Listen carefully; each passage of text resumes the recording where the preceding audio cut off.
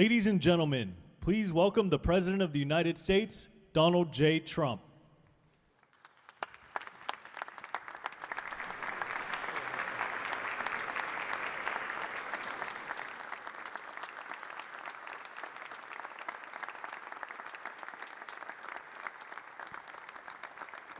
Well, thank you very much. This is a big day, and lots of people watching, and especially from other countries, the leaders of, as you know, the other countries, because we have a large group of leaders, and the ones that aren't here are watching on Zoom.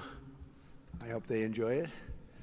And the press, we appreciate it very much, so respectful. You've been so respectful of what we're doing. What we're doing is very simple, peace. It's called the Border Peace, and it's all about an easy word to say, but a hard word to produce, peace.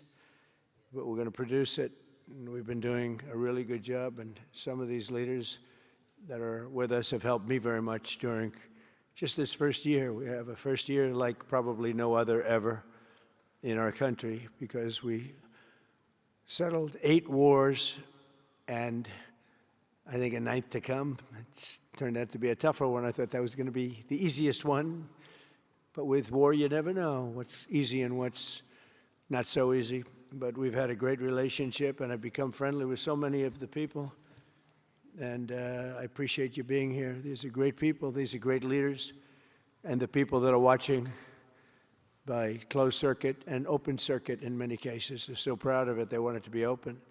But they've become incredible friends of mine. And, you know, we rebuilt our country in my first term, and now we're at a point that the United States has never seen before. We broke 50,000 on the Dow. They said that would take 4 years. We broke 7,000 on the S&P. They said you couldn't do that within 4 years. It would be impossible. And when I came in, they were all saying, if you could get to anywhere close to 40, 45,000, it would be amazing achievement over 4 years. Well, we hit 50,000 in the first year, and we hit 7,000, which was actually tougher to do, according to the Wall Street geniuses. We hit 7,000 in the first year. They said it could take 4 or 5 years. They'd be very happy. It would have been a great job. We did it in 1. But we're doing a great job.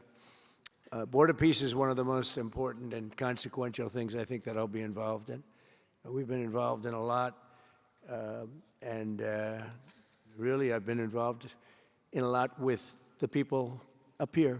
We work together on ending wars with their country. Some of the wars were 32 years long, 32, 34, and a 37. That's a long time, and we ended it in about 2 days, each one of those.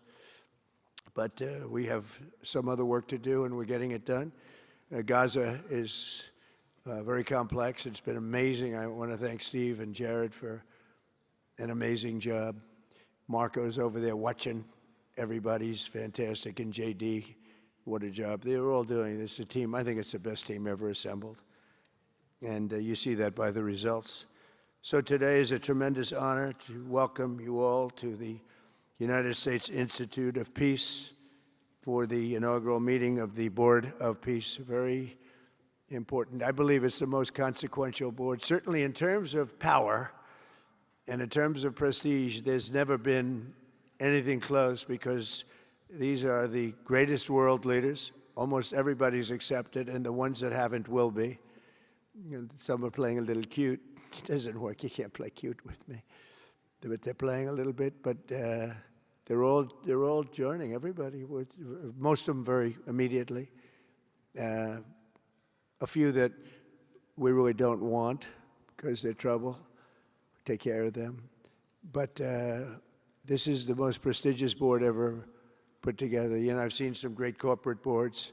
I've seen some great boards, period. It's peanuts compared to this board, because we have virtually everyone is the head of a country other than Johnny, but he's the head of soccer, so that's not so bad, right, Johnny? I like your job the best, I think. And by the way, your World Cup has set every single ticket record in the history of soccer. In the history, nobody's ever seen anything like it. The sales are virtually complete. Nobody's ever seen anything, so congratulations. You made a good decision. We did it together. Thank you, Johnny. Great guy. So I want to thank the many leaders and dignitaries who have traveled great distances and lengths for the important gathering that we're at right now. This building was built for peace, and nobody knew what to name it. And then Marco named it after me. I had nothing to do with it. I swear I didn't. I swear. I had no idea. They said, there's a surprise coming. I didn't know that surprise. I thought they were going to give me a lot of money or something, maybe cash. Could always use some extra cash. But I came, and they stopped the beautiful beast. I got out very safely, I'm sure, and looked up, and there it said, Donald J. Trump on the building. And when I say that had nothing to do, nobody believes it, and that's okay, but I appreciated it. That was Marco and JD and a group got together, and they did that, and I just thought it was very nice. And it makes me work harder. We're going to have to work harder. We're going to have to make this building much more important. It's brand new. They built it for peace, but nobody occupied it. You know, nobody knew what the purpose of it, but the architecture is so beautiful, and it was with the meeting rooms, the reception rooms. It's really amazing. Who would think that it was built without anybody in mind or anything in mind, and then the State Department took it over. They liked it. Marco came over one day. He saw this. He said, this building is great. And he actually claimed it, right? He claimed it. And that's what he does. Where is Marco? I said, Marco, is that true? You claimed this building. You took it away from about 5 groups that wanted it. That was done very quickly, very methodically. But it was really, really built so beautifully in such a beautiful building. But we worked together to ensure the brighter future for the people of Gaza, the Middle East, and the entire world. I think that the Board of Peace, because it's mostly leaders and unbelievably respected people, but mostly leaders of Middle Eastern countries, countries from all over the world, and they've been very generous with money also. And the United States, which I'll say in a moment, is also very generous with money because there's nothing more important than peace. And there's nothing less expensive than peace. You know, when you go to wars, it costs you 100 times what it costs to make peace. We have a man at the end right there that's smiling because you learned that after 30 years of fighting, right? 30 years of fighting, we got it done. I want to thank you very much. That was a great thing you did. You and your new friend, they came to my office and they said, I've been fighting for 22 years. Now you're there for 23 years, right? But I've been fighting for 22 years. That's all I've done is fight this gentleman. And his counterpart was there for 7 years. He said, I've been there for 7 years. All I've done is fight this gentleman. And we had it worked out in about 24 hours, right? And it's been a good peace. And I think they've become friends. I'm not sure I'm allowed to say that, but I think so. I think they've become friends, right? Right. Great. Stand up. Stand up. These are 2 tough cookies, too. You think that was easy? It wasn't easy. These are 2 tough people, good people, but tough people. But, you know, we're in the Oval Office, and we were getting near. But the one was at one side of the room. I have 2 chairs right in front of the desk, the beautiful, resolute desk. One's over here. One's on the other side of the room. I said, fellas, could you get a little closer? Well, I don't. They felt very uncomfortable. You know, they've been killing each other for 32 years. So I say, can you get a little closer? After 1 hour, they were right next to each other. We made a deal. They hugged, they signed, and we had peace with 2 very important countries, and I'll never forget it. So they started off a little weak, and they ended up really strong, and you can be very proud of yourselves. It was a beautiful thing to see. Thank you. Look at that. Can you believe it? 32 years. Thank you. Thank you very much. But we're honored to be joined today by Prime Minister Rama of Albania. Where is President Milei? You're another one, I'll tell you. Where is President Milei? I endorsed him. I'm not supposed to be endorsing people, but when I like people, you know, I've had a very good record of endorsing candidates within the United States. But now I endorse foreign leaders, including Viktor Orban, who's here, and others. And I endorsed this gentleman, Millet. He was a little behind in the polls. He ended up winning in a landslide. I just endorsed the Prime Minister of Japan. She was in a tight race, but was probably going to win. And she won in the largest number in the history of Japan. So she likes me a lot. But it was an honor, and you're doing great. Oh, look, they're sitting right next, Victor. I think, but ultimately, I think I'm going to end up endorsing. Hey, look, as long as it works, it's okay with me. But the endorsement seems to be working in foreign countries, too, so that's good. But nice to have you both. Victor, nice to have you both. Very proud of you. The Prime Minister of another, really just a great guy, Pashinyan of Armenia. President Aliyev of Azerbaijan. I love saying that name now, you know. At the beginning, it was giving me a hard time. Now I love saying it. It's a beautiful name. I love it. His Majesty, King Hamad bin Isa Al Khalifa of Bahrain. Bahrain. Thank you. Thank you. Where are you? Where are you? He's so rich, he can sit there. He can sit wherever the hell he wants. You know, he could sit up in the corner. He could sit up top. He might take a piece of this building, Morocco. He'll take 25% of the building for about $6 billion.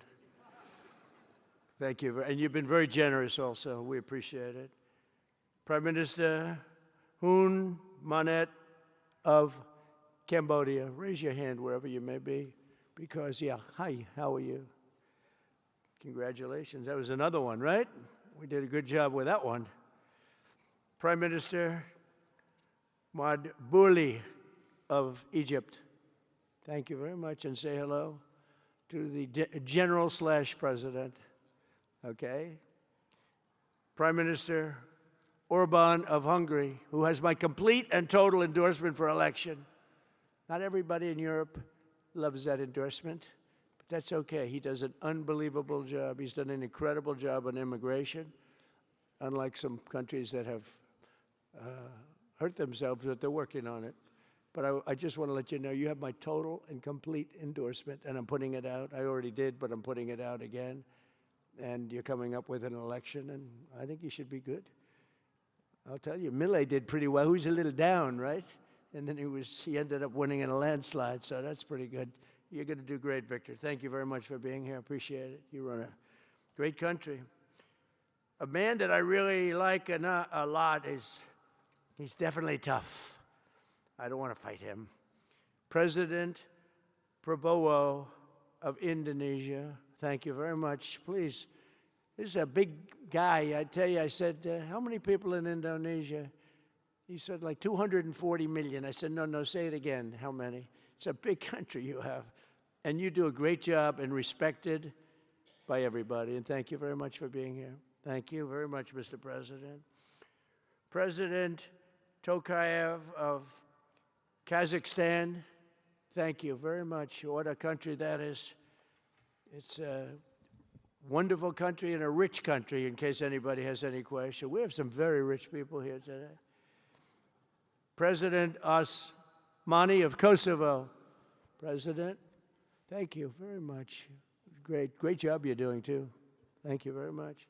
Prime Minister Sharif, I like this man, of Pakistan, because there was some fighting going on when I got to know him, and your Field Marshal, General, great general, great Field Marshal, a great guy.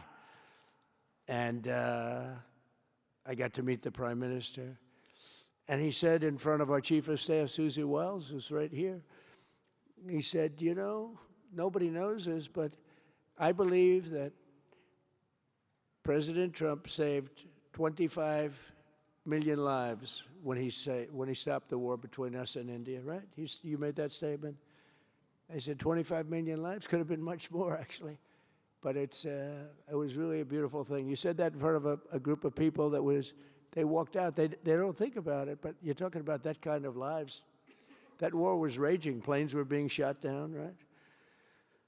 And it was Pakistan and India.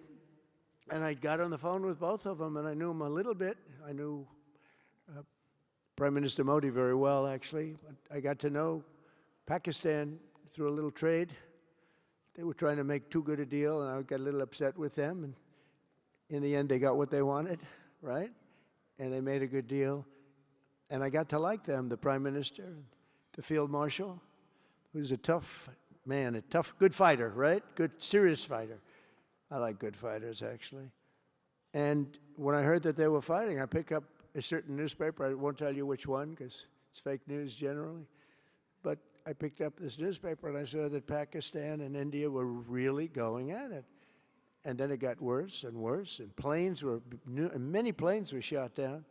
It was all out.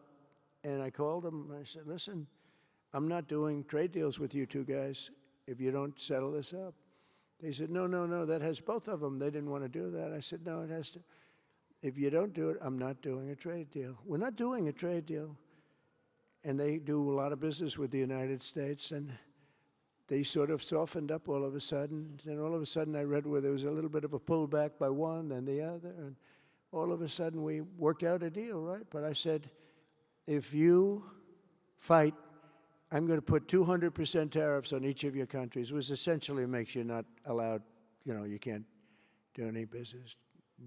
One of them, I won't say which one, said, no, can't do that. They both wanted to fight. But when it came to money, it's nothing like money. When it came to losing a lot of money, they said, I guess we don't want to fight. And we solved that deal in 2-3 days, right? And we did. We said, these are two very powerful nations. These are two nuclear nations. And I don't want to say what was going to happen, but, bad things happen. So, Prime Minister, I want to thank you, because that was a very big deal. People have no idea. A lot of them say, oh, well, they weren't fighting. They were fighting. 11 jets were shot down, very expensive jets. And they were all in. Both of them were all in, and now they're not. And I think we'll always be able to settle up with them. I really do. I think you're going to have, it's a lot of progress was made even in the relationship. And Prime Minister Modi also, he's a great man. He's a great guy. They're all great. But I was very proud of it. President Pena of Paraguay is here. President, thank you very much. Young, handsome guy. It's always nice to be young and handsome. Doesn't mean we have to like you. I don't like young, handsome men. Women, I like. Men, no, I don't have any interest. Good, that's right. Thank you very much. You're doing a great job, too. His Excellency Prime Minister Al Thani of Qatar, just a great man, a great man and highly respected. And he's working with a man who is amazing. I always say he needs a public relations agency, because you do so much good and they have you down as evil. And you're not evil. You help us so much, and you're such a good ally. And I just want people to know that. And the Emir is incredible, smart. As smart as you can be, a great leader. And he cares so much for the people. And he cares so much for the Middle East. So I want to thank you very much and send my regards. Your country has been a great help. So, surprising to some of the people writing out there, but now they'll start changing their tune, because it's true. I only tell the truth. Prime Minister Don of Romania, wonderful people. The Romanian people are fantastic people, like you're fantastic. And a lot of them come and work in this country and help us in this country, as you know, and it's they are just really, really solid people. President Mirziyoyev of Uzbekistan, who is where? There he is, and a friend of mine. He's got one of the most difficult names in history, but that's okay. It doesn't matter. Your country's doing great. You're doing great. And just no problems. Every time I see him, nope, we're doing good. No problems. And General Secretary To Lam of Vietnam. Vietnam is incredible as a country and as a force. And it's an honor to have you. A really great honor to have you. A lot of respect. A lot of respect for your country. We'll also want to express my gratitude to Vice President JD Vance, who is a fantastic man. He's a fantastic talent. He was a great student. He went to one school. He graduated. Most people, if you watch some of the people that were at the event in Munich, They didn't graduate quickly from college. They had everything they could do. There was one young, attractive woman. She was unable to answer questions. And she didn't do so well like JD did in college. JD graduated in a 4.5-year college in 2 years. And then he went to Yale and he graduated at the top of his class, went to the military grade. But when he went to Yale, there was one person that was marginally ahead of him, so he married her. Can you believe it? He married the person that was ahead. I don't know. I always like to say JD was first and Usha was second, because I get a little uncomfortable when I say the, but he's been incredible. He's a brilliant guy and a great guy, and he's been my friend. All of our people, we have a fantastic group of people, our cabinet members, everybody, many of them here. But JD's been great. Thank you very much. He gets a little bit tough on occasion. We've got to slow him down just a little bit on occasion. He says his mind. Now, then we have the opposite extreme. We have your friend sitting in the back. Your best friend sitting in the back is Marco. Marco does it with a velvet glove, but it's a kill, right? The result is the same. They do it very differently. And Marco, you really did yourself proud 2 days ago in Munich. In fact, so proud that I almost terminated his employ because they were saying, why can't Trump do this? I do, but I say it differently. But Marco, don't do any better than you did, please. Because if you do, you're out of here. But no, I want my guys to do great. And the acclaim he's gotten and the acclaim JD gets is great. We have smart people. And when you see the representatives there, like Gavin Newsom, he didn't know what he was doing. They didn't even know why. He didn't know why he was there. Or AOC, she was unable to answer a simple question. And she could have said, well, I'm studying it, and I'll report back to you next week. You know, you can get away with that. But she just went, it's actually, I think it could be a career-ending answer, because for 25 years, anybody running against her, I think Susie is going to use that little piece of stuff. It was not good. It was not good. That was not a natural. So I want to thank JD. I want to thank Secretary of State Marco Rubio. They're extraordinary. I want to thank Special Envoy for Peace, Steve Witkoff, who has been unbelievable. You know, I took Steve because I was a developer in New York, really successful, actually much more successful than Steve, but I don't want to say that. I'm not going to say that, Johnny. I refuse to say it. But I saw something in Steve. Steve's a great negotiator. Everybody loved him. All these developers, and they're tough. You know, New York developers tend to be on the tough side. And, you know, most of them hate each other. Like a lot of the people in this room hate each other. You know, it's sort of natural, I guess. But we're bringing love back into the room like the old days. But everybody loves Steve. Every developer, the worst, most evil people, horrible human beings, actually. And they love Steve. So I remember this, and we had some conflicts, to put it mildly, in the world. And I said, Steve, how would you like to be Henry Kissinger Jr. that doesn't leak? And he said, are you a leaker, Steve? No. He didn't even know what the word meant, and it's true. I always say Henry Kissinger, who was one of the great leakers of all time, by the way, Richard Nixon said to him, Henry, who's leaking all this stuff? I don't know, Mr. President. It was Henry. It was like, these are little stories I like telling you. But Steve has been unbelievable. Everybody likes him. Ukraine loves him. Europe loves him. Russia loves him. I mean, there's nothing wrong with this. He goes to see President Putin. Didn't know Putin. I set him up a meeting to see. I said, how's Steve doing? Sir, he's still inside. Oh, that was an hour. I called back. Tell Steve to call me when he's finished. I want to find out what the hell is going on. We want to end that war. Sir, he's still inside. 3 hours, 4 hours. They were together for 4 hours, the first meeting. That's talent. And they get along. I mean, people like or don't like Putin or Zelensky. They get along. Same thing with Zelensky. I mean, they all love Steve, and Steve's doing a great job. That's a tough one. That's a much tougher one.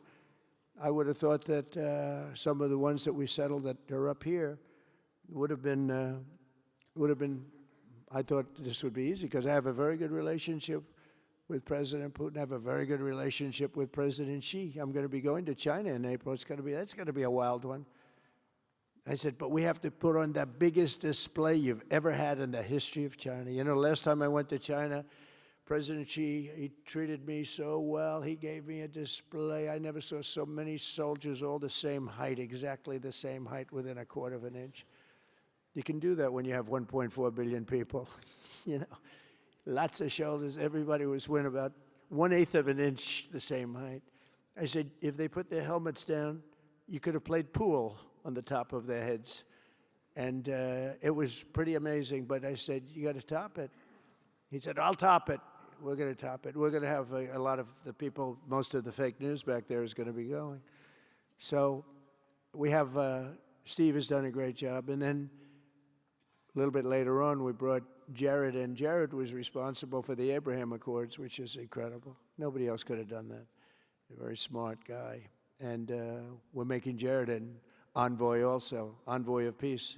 They're both envoys of peace. And you couldn't get two. I tell you what, I watch these two guys. I say, at least we're covered from an IQ standpoint. These two guys walk into a room. And but people like them both, you know. They're good people. And they like them both. And they've had some very good meetings. They've had some very interesting meetings having to do with, as you know, Iran is a hot spot right now, and they're meeting, and they have a good relationship with the representatives of Iran, and, you know, good talks are being had. It's proven to be, over the years, not easy to make a meaningful deal with Iran. We have to make a meaningful deal. Otherwise, bad things happen. But we have to make a meaningful deal. But they have a great relationship with the representatives of Iran. They have a great relationship with the other one that they're really working on now, because so many of these, I mean, as an example, Kosovo, Serbia. I did that one. Could you stand up, if any of you guys are, when you're here, just stand up for a second. Kosovo, Serbia. Stand up. What a job. Thank you very much. We appreciate it. So good. And you're getting along. And when you don't get along, you'll call me, and we'll get it solved, right? We'll get it solved. Thank you very much. Really good. And then again, Pakistan and India. That was a big one. And just, I think you should actually stand. Come, please. Stand just for a second. Pakistan and India, thank you very much. And I spoke to Prime Minister Modi. He's excited. He's watching us right now. Egypt and Ethiopia. We're going to get that. You know, there's a little dam that got built. Little dam, like maybe the largest dam in the world. Built and financed, of course, by the United States brilliantly. And having a little trouble getting water to the Nile. That's a tough situation, but we're going to get that solved. Armenia and Azerbaijan, we talked about, and again, thank you, fellas, very much. Great job. Great job. Thank you. Cambodia and Thailand. So incredible what you did, that you got together and it all worked out. They're watching right now on closed circuit. Thank you very much, and thank you. That was a big one, Cambodia and Thailand. These are nasty fighters, I have to tell you. These fighters are nasty. Now we talk about, you talk nasty fighter, you're nice guys compared to this. Congo and Rwanda. That was, and we've got them pretty peaceful. There's little flare-ups every once in a while. I'll get a call once a week. Sir, there's a flare-up in the Congo again. We'll get it straightened out, right, Susie? We'll get it straightened out. And Israel, as you know, with, you could say Israel and numerous countries if you want to really know the truth, but Israel and Iran, and we'll see where that goes. But when you think of Israel, we've done the biggest thing of all. We have peace in the Middle East right now. That's bigger than people said it couldn't be done. For 3,000 years, they've been talking about Middle East. They said it couldn't be done. And you look at what's happened in Gaza. And one of the keys to it was when we took those beautiful, magnificent, we just ordered 22 more of them, updated model. The B-2 bombers are incredible. I never understood the B-2 bomber. I'd watch, it's a wing. And I've never quite understood that, Johnny. I'd look at it, I'd say it was beautiful, but what does it do? It carries very big bombs. And it went into Iran, and it totally decimated the nuclear potential. And when it did, when it decimated that, all of a sudden we had peace in the Middle East because there was a black cloud hanging over the Middle East, and if that wasn't done, that cloud would have been there. And countries like Saudi Arabia, countries like Qatar, countries like, nobody could have signed. You would have had that threat. Nobody could have had, you couldn't have had peace in the Middle East. So now we may have to take it a step further, or we may not. Maybe we're going to make a deal. You're going to be finding out over the next probably 10 days. But this meeting today is proof with determined leadership, nothing is impossible. When I took office, the war in Gaza was raging with thousands of people being killed and no end in sight. Today, thanks to unrelenting diplomacy and the commitment of many of the great people in this room, we have 59 countries signed up on Gaza. Think of that. We have, it's amazing. But all the people, many, really so many in this room, the war in Gaza is over. It's over. There are little flames. Hamas has been, I think they're going to give up their weapons, which is what they promised. If they don't, it'll be, they'll be harshly met, very harshly met. They don't want that. All the stuff like they don't mind dying. They told me that's not true. Everyone said, oh, they don't mind dying. No, they don't want to die. They said, we don't want to die. People don't want to die. The ceasefire was held, and every last remaining hostage, both living and dead, has been returned back home. Think of that. That was an impossibility. And we did hundreds of hostages, but the last 20, and I always said to Steve and Jared, I said, the last 20 are going to be very tough, very, very tough. And we got them back. We got the living back, and then we only got about 16 of the dead, and we said, well, you got to get them all. You promised them all. And they dug and dug and dug. You can imagine it's a job that's brutal. And Hamas really did a lot of that work. And you got to give them credit for that.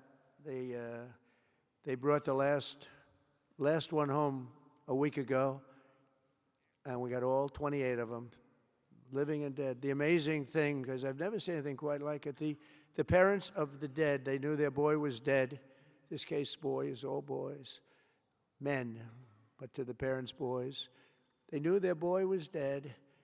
They wanted that dead body as much as if he were alive. And when they got them back, there was great sadness, but there was great joy, too. They wanted it as much as the people that got their sons back alive. But we got a lot of people before those 20, Steve, what nobody talks about. But, hundreds of people. We did a good job, and you guys did a fantastic job. I want to thank every nation that helped us achieve this monumental breakthrough, saving countless lives, and really bringing peace and bringing the concept of peace, because nobody thought peace in the Middle East. I've always heard peace in the Middle East is impossible, and it's turned out not to be. And we do have some work to do with Iran. They can't have a nuclear weapon. It's very simple. You can't have peace in the Middle East if they have a nuclear weapon. And they can't have a nuclear weapon, and they've been told that very strongly. Since the hard-won ceasefire of last October, the United States and our partners have facilitated the delivery of vast amounts of humanitarian aid, numbers that nobody's ever seen before. In November, the United Nations Security Council unanimously approved the Board of Peace. And last month in Davos, we welcomed over 24 members to this very important new organization. And we are very closely working with the United Nations. In fact, I'm going to speak to the Secretary General in a little while. He's a good man. And I've had a good relationship. Other than in my last speech, they did turn off my teleprompter. I got up there. My teleprompter didn't work. I'm sitting in front of all of you people and more. I had no teleprompter. I knew I was in trouble because I'm walking up. The teleprompters are over here. I had the most beautiful speech ready. I was all set to knock them dead. First, I had an escalator that stopped. You know that. It's going up. Boom. It's lucky my movie star first lady was in front of me because I put my hand on a certain part of her body, and I was able to stop my fall. Otherwise, because she had no trouble. I said, boy, that was a very sharp stop, Johnny. So I said, that was strange. I've been on a lot of escalators. It's never happened before. Usually it stops very slowly. This was just boom. But our First Lady was right in the proper location for me. I'm waving to people, and she was holding on a little tighter. She knew what was happening. She did. She said, that's a very successful movie out right now, like #1. Can you believe this? And it's a big movie star. And I always say it's trouble because I always say there's not room in one family for 2 stars. I told her that. We can't have 2 stars in one family. So I don't know what that means, but it's not good. But it is good because we're proud of her. She did people in the United States love the First Lady, and she did the movie, and it's become the biggest selling documentary in 20 years. Can you believe? The theaters are all packed. Women especially, they go back and they see it 2 or 3 times, 4 times. But together we're committed to achieving a Gaza that is properly governed throughout. The whole area is going to be, so many countries that have really nothing to do with the Middle East, but they may be somewhat close by. They're all involved. They want to go in and fight. They tell me all the time, we'd like to send soldiers to fight if it's necessary.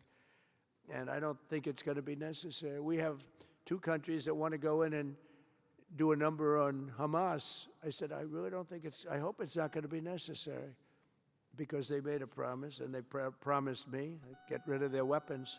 Looks like they're going to be doing that, but we'll have to find out. But it's no longer a hotbed of radicalism and terror.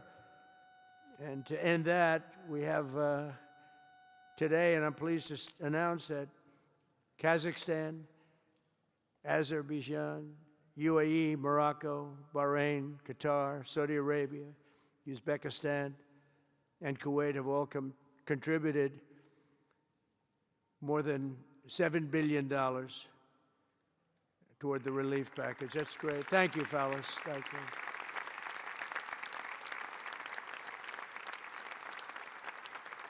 And many more are contributing too, so the numbers are, this just started. This is our first meeting. But every dollar spent is an investment in stability and the hope of new and harmonious. It's a region that's so important, it's so vibrant, it's so incredible. The people are so incredible, but we want to have a harmonious Middle East. The Middle East is amazing. So many friends in the Middle East, they're so smart. Sometimes they're too energetic. That's the, a lot of people aren't energetic. Sometimes they're a little bit too energetic. These are great people. The world is now waiting on Hamas, and that's taking place. And it's the only thing that's right now standing in the way. We have Lebanon with certain things that we're working on that are very important. We have to solve the problem of Lebanon, but it's relatively small in terms of what's been done. And again, the key was getting rid of the nuclear potential, because Iran would have had a nuclear weapon based on everything we found out since within 1 month. We can't let that happen. So many of our friends in Europe are attending today, and we're eager to have them become full members. They all want to become full members, and we've had a great response from Europe. And Europe is, it's where I come from, where so many people come from that are in the United States. But we have a great relationship with Europe. We have a great head of NATO. He is a fantastic man, and he's doing a great job, really great job. I'm excited to announce that Norway has agreed to host an event bringing together the Board of Peace. Oh, I thought when I saw this note, I'm excited to announce that Norway, I thought they were going to say that they're giving me the Nobel Prize. Oh, this is less exciting. Oh, it says, I'm excited to announce that Norway, and I'm saying, oh, great, I'm getting the Nobel Prize, finally. Finally, they got it right. But I don't care. I don't care about Nobel Prize. I care about saving lives, just so you understand. We play and we all, do what we have to do. I only have one thing. I don't want to see people killed from parts of the world that are very far away from the United States. And if I have an ability to turn off wars, I want to use that ability, because it's people, millions of people. It's like the Prime Minister said, 25 million people maybe. And that's a small number compared to what it could have been if you really think about it, right? No, I want to save lives, and I don't care about prizes. And the UN Office for Coordination of Humanitarian Assistance is raising $2 billion for the support of Gaza. Additionally, Japan has just committed to host an aid fundraiser, which will be a very big one, it's already successful. We know some of the numbers that are being talked about, which will be attended by other nations in the region, including South Korea, the Philippines, Singapore, and others. And I know that China is going to be involved, and I think Russia is going to be involved. I think they will be. I want to have everybody, get all sides, because it doesn't help when you have all sides with one ideology. You have to have everybody together for this. I'm also pleased to announce that FIFA will be helping to raise a total of $75 million for projects in Gaza. And I think they're soccer related, where you're doing fields and you're getting the greatest stars in the world to go there. And people that are bigger stars than you and I, Johnny. I hate to say it. You know, I met one of your great stars who came to the White House, as you know. And my son was very excited. These are great people. These are great people. And Johnny's going to bring the stars to the area. And they're really known. People in Gaza know every one of them, right? You know? So it's really something. And we'll soon be detailing the announcement. And if I can I'll get over there with you. I want to thank Johnny and FIFA for all of the wonderful things they did and are doing. They gave me their first Peace Prize. They gave me a Peace Prize. I think they saw that I got screwed by Norway, and they said, let's give him a Peace Prize. I mean, very good. Thank you, Johnny. I appreciate it. Johnny's very smart. He's very, very smart. The nations represented here today, just in closing, are not just contributing money. Some are also pledging personnel to help preserve the ceasefire and secure a very enduring peace. We have to have enduring peace. Having peace, knowing it's going to blow up in 2 weeks, doesn't mean anything. In particular, Indonesia, thank you very much. Indonesia. It's a great country. Thank you very much. Look at that man. Look how tough he is. You think it's easy dealing with him? Look at that face. You are a tough cookie. And we say it lovingly, too. We need strength. You say, see, he doesn't mind. He's tough and he's smart. And smart is more important. Morocco, thank you very much. Great. What you're doing is great. Albania, Kosovo, Kazakhstan have all committed troops and police to stabilize Gaza. Egypt and Jordan are likewise providing very, very substantial help, troops, training, and support for a very trustworthy Palestinian police force. We think we're getting some very good people on that police force. And, you know, it's peace in the Middle East. We have peace in the Middle East. Think of it. For years you've been hearing about peace in the Middle East, and everybody's saying it's impossible. All of these countries are working together around the vision of a Middle East that is free from the curse of extremism and terror. And now is time. And by the way, even people with extremism and preaching extremism, they're exhausted. They're tired. It's been going on for too many years. I don't care who you are. They're tired. They want peace. And now is the time for Iran to join us on a path that will complete what we're doing. And if they join us, that'll be great. If they don't join us, that'll be great too. But it'll be a very different path. They cannot continue to threaten the stability of the entire region, and they must make a deal. Or if that doesn't happen, I maybe can understand. If it doesn't happen, it doesn't happen. But bad things will happen if it doesn't. With the commitments announced today, the Board of Peace is proving that it does not just convene countries. It devises and implements, and real solutions happen. We've come up with solutions. This is so little talk. This is very little talk, all action. First time, it was always talk in the Middle East. People would talk about peace in the Middle East, and then they'd go home and they'd never even think about it again. Nothing would happen. We're providing a model for how responsible sovereign nations can cooperate to take responsibility for confronting problems in their own regions. The Board of Peace is showing how a better future can be built, starting right here in this room. And I want to let you know that the United States is going to make a contribution of $10 billion to the Board of Peace. Thank you.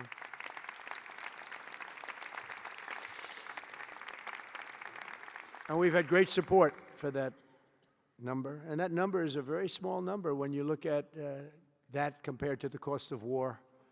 That's 2 weeks of fighting. It's a very small number. It sounds like a lot, but it's a very small number. So we're committed to $10 billion. Together we can achieve the dream of bringing lasting harmony to a region tortured by centuries of war, suffering, and carnage. They say 3,000 years.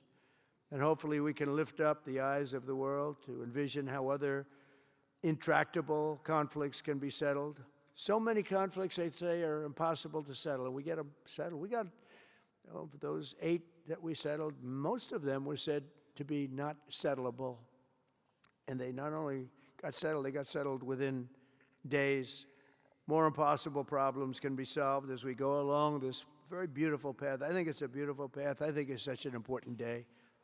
Even the weather's beautiful. We walk in, it's beautiful. Everything's beautiful. But the ancient wounds can be healed, and they are indeed ancient. This has been going on for so many centuries that our entire planet will be a better, safer, more beautiful, and more peaceful place for us all. We're going to be working with the United Nations very closely. We're going to bring them back. I think the United Nations has great potential, really great potential. It has not lived up to potential. The 8 wars, I never even spoke to them about one of them, and I should be speaking to them about all of them.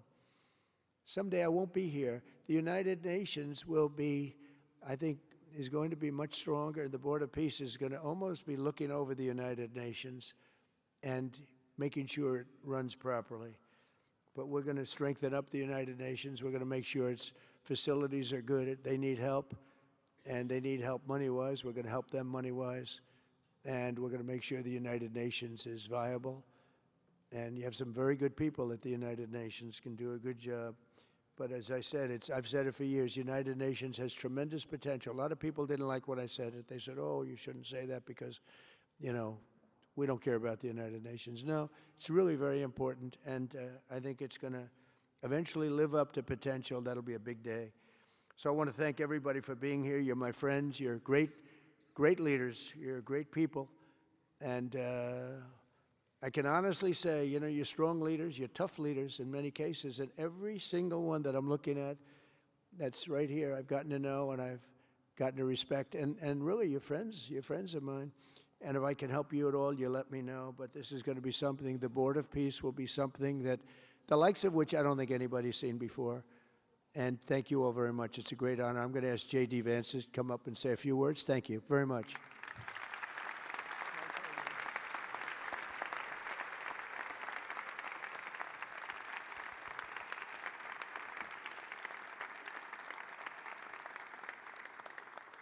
Well, thank you, Mr. President, very much for your leadership, but also for the kind words about me personally. I knew exactly what I wanted to say, but then after the President said that I was so smart and that I didn't want to repeat our Congresswoman who froze for 20 seconds over in Munich, now I'm tempted, sir, just to freeze for 20 seconds and just stare at the cameras, and maybe they'll say nice things about me like they do about Congresswoman Cortez. But I have 3 very brief messages. First of all, to the President of the United States, but to the entire team, to Marco, to Steve, to Jared in particular, who've done such an incredible job. I think what this Board of Peace represents is a recognition that if you actually have a President of the United States and a team that's committed to diplomacy, it can actually work. When I look at what happened to Israel on October the 7th, all those innocent people who were murdered, the fact that you had all of these hostages, and of course, a terrible war that came from it, I remember thinking to myself, how is it ever going to be possible to get these hostages home safely, to make it possible for the people of Gaza to actually have a reasonable future, but also to ensure that Israel is never attacked again? It turns out the answer was you just needed a president who was committed to the effort and committed to the work, and that's what we had, thankfully, under the leadership of this president. And you got to make peace, but then you have to make the peace stick.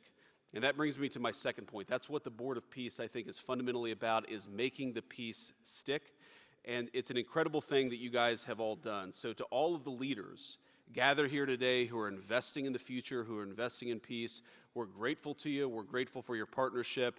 And in particular, I think to the President of Azerbaijan and the Prime Minister of Armenia, who I just saw last week, thank you all for making it possible and for showing what real leadership can accomplish. When you set aside weapons and killing and destruction and invest in your people and invest in prosperity, it can create great things. So thank you both for what you did. I think it showed great leadership. And finally, to the American people, I think it's important that the American people recognize why we're here today.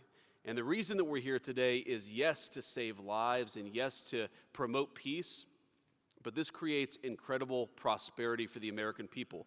The countries represented here represent trillions of dollars of investment in the United States of America that would not have been possible without this president's leadership and advocacy for peace.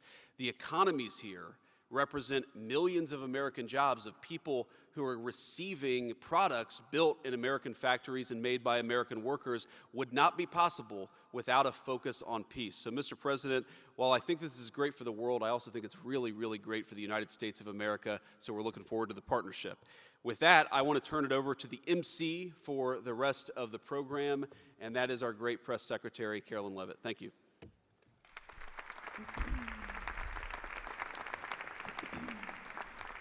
Well, congratulations, Mr. President and Mr. Vice President, for convening the first ever Board of Peace meeting, and we will now hear from our Secretary of State, Marco Rubio.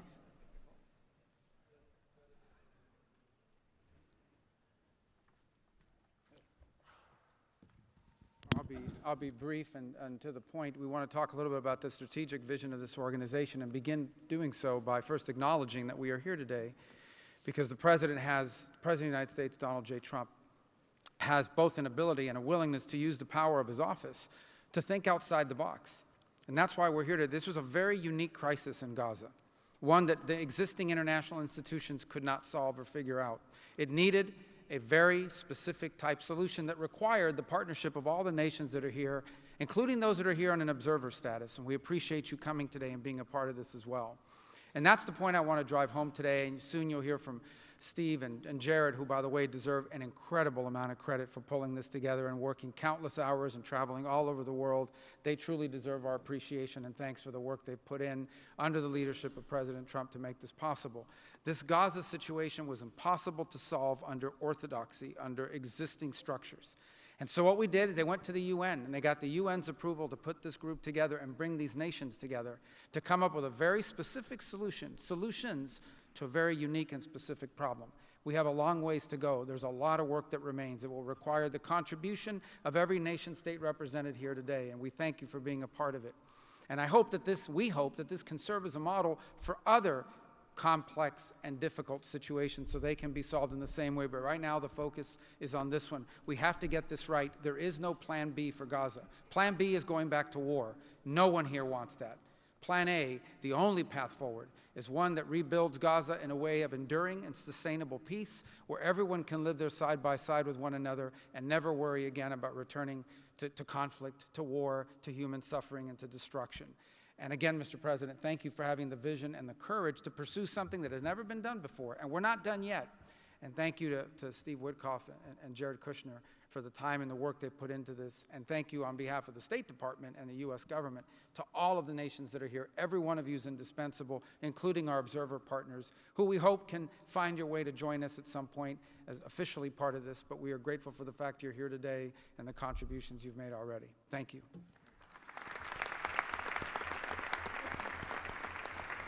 Thank you, Marco. We will now hear from our special envoy, Steve Witkoff.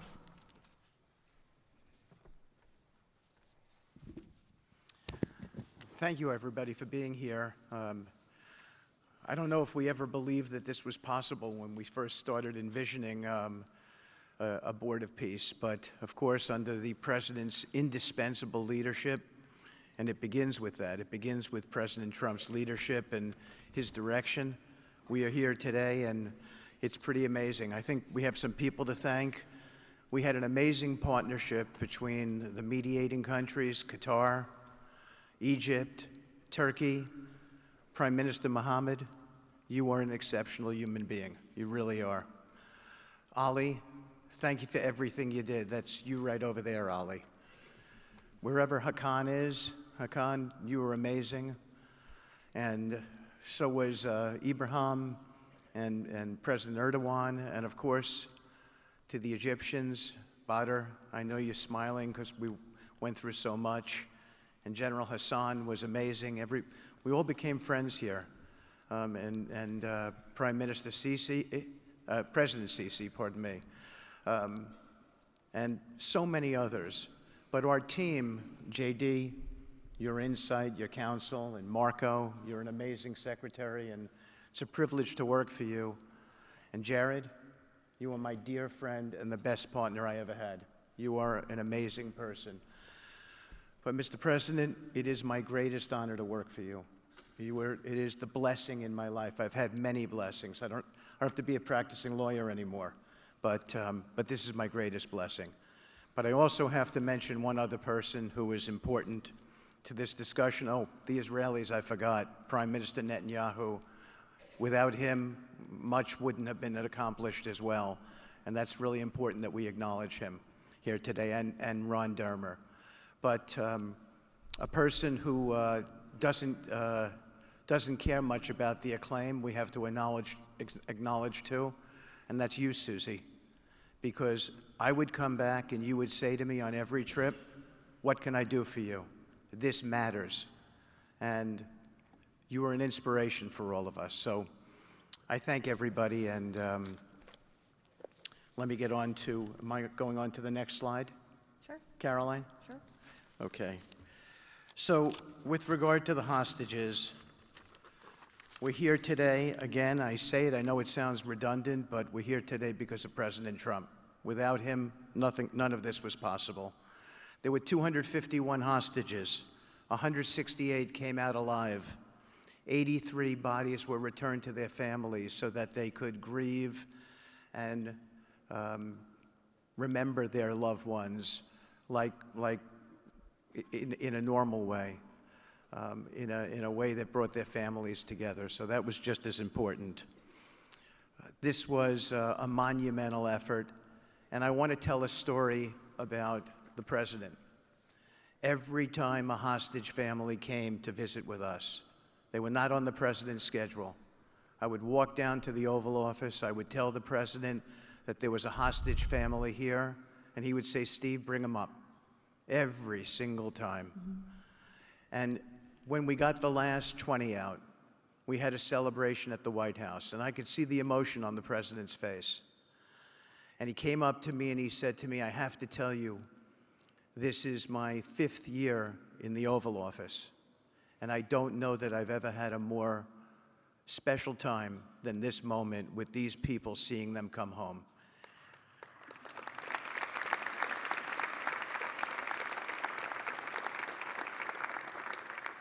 And I said to the president, you have to look around because none of them would be home without you, sir.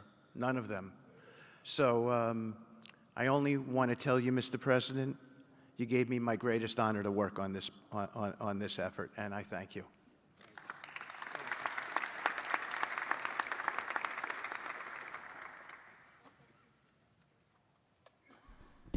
Thank you, Steve. Now you're going to hear directly from the team that has been tasked with implementing President Trump's 20-point plan for Gaza, beginning with our ambassador to the United Nations, Mike Waltz.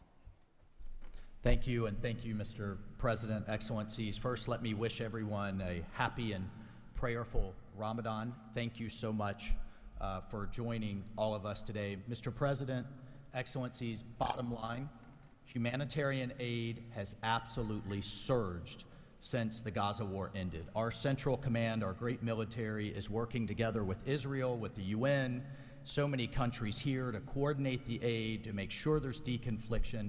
Over 70 countries now are participating in our Civil Military Command Center, and here are the results. Aid is up. 4,200 aid trucks have entered Gaza each week for 13 consecutive weeks, the longest stretch of high-volume assistance to Gaza in years. Diversion is down significantly from prior to the ceasefire, with less than 1% diverted this month. Food supplies are way up. We are reaching the full 2.1 million Gazans with aid, up 5 times from the delivery levels before the ceasefire. The percentage of households experiencing severe hunger has dropped from about 30% to down to 1%. As of this past February, drinking water has doubled, and child malnutrition has been cut in half. If we could go to the next slide. Mr. President, only under your leadership and this great team could we bring together the United States, Israel, Egypt, Jordan, the UAE, the United Nations agencies. Mr. President, bottom line, like you, this is a board of action, not a board of endless talk or speeches, and these results are a true testament to your leadership and the leadership of this great team. We are saving lives, and it's an honor to be a part of it. Thank you, Mr. President. Dr. Ali Shaith. It is my honor to be here representing the National Committee for the Administration of Gaza. Thank you, President Trump, for your leadership, for your continued efforts. A new governing authority is now in place for Gaza, with a clear mandate and a clear commitment to establishing development and stability. However, we are operating in extremely difficult conditions. Large parts of Gaza Strip are severely damaged, destroyed actually. Humanitarian needs are acute. Law and order remain fragile. This is not normal operating environment, President, which is precisely why discipline and prioritization matter. Our priorities, therefore, are defined into 4 categories.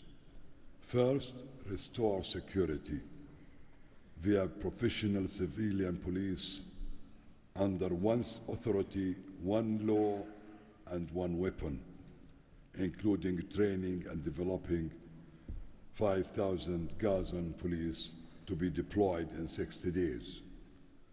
Secondly, revive economic activities and livelihoods, creating decent jobs, especially for our young population. Thirdly, ensure sustainable emergency relief as described earlier. Fourthly, restore basic services including electricity, water, health and education, and last but not least, is access and movement. Our mandate is simple, President, step by step to build the foundation for lasting peace, dignity, and prosperity for the people of Gaza. And this is where we count on your continued leadership and support. Blessed the peacemaker. Thank you.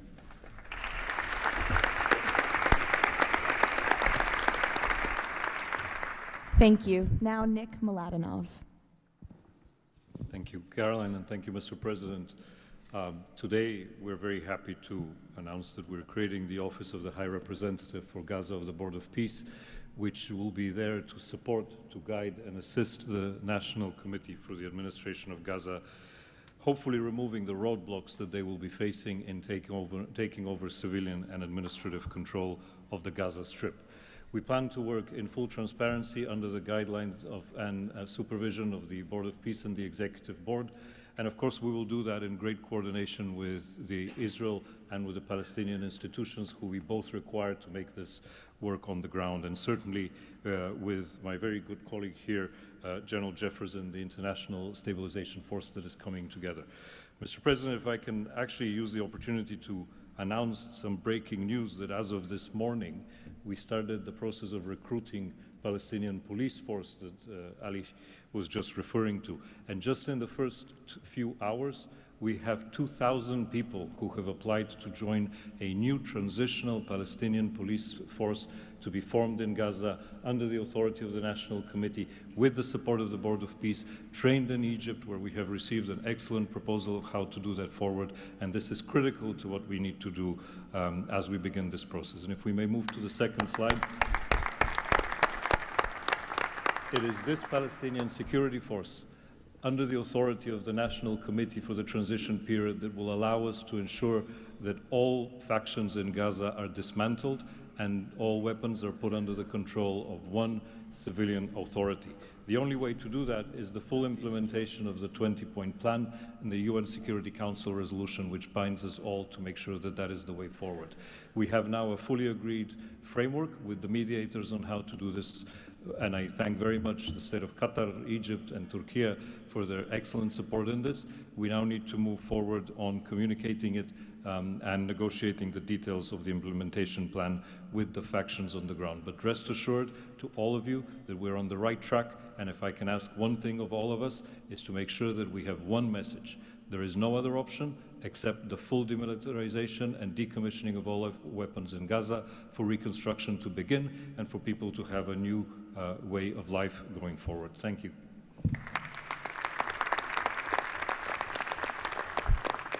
Thank you, Nick, and congratulations. Now, Major General Jasper Jeffers.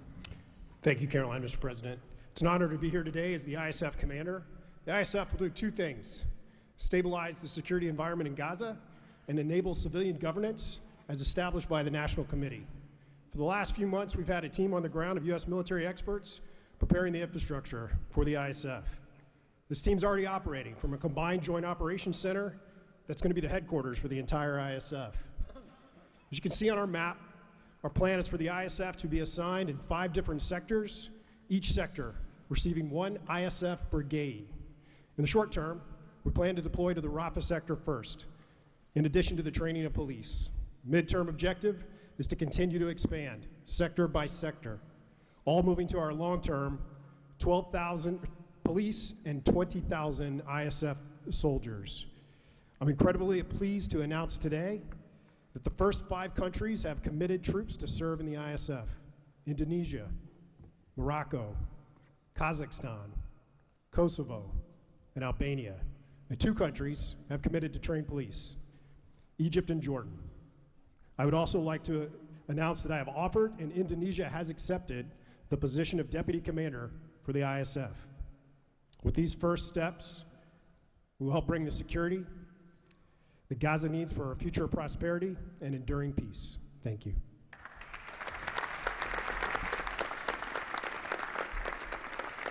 Thank you, Major General. Mr. Tony Blair. For decades, Gaza's governance has been characterized by extremism, corruption, ineffective institutions, and the complete absence of a route to prosperity for the Gazan people. Yet, as President Trump recognized, its potential has always been vast. 25 miles of Mediterranean coastline, proximity to great regional and global markets, and a young, dynamic population with a median age of 19. So today we set out profound changes necessary to rebuild Gaza for Gazans. Gaza not as it was, but as it should be, including its governance. Effective public institutions serving the people, a business environment where enterprise flourishes, an education system educating the young for tolerance and achievement, and a tech-enabled society making the most of the digital revolution. This is a vision of Gaza as part of a Middle East at peace. Not a phony piece of declarations no one means and agreements no one intends to keep, but a genuine commitment to a region where, whether you're a Muslim, Jew, Christian, of any faith or none, you can rise by your own efforts and feel your government by your side, not on your back.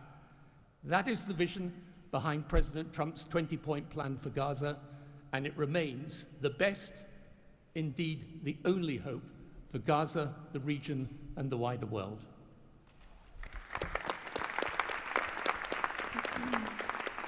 Thank you. Mr. Yakir Gabay. Hello, everybody. Thank you, Mr. President. Gaza is destroyed. We assembled here on this historic day with common vision to rebuild Gaza for the next generations.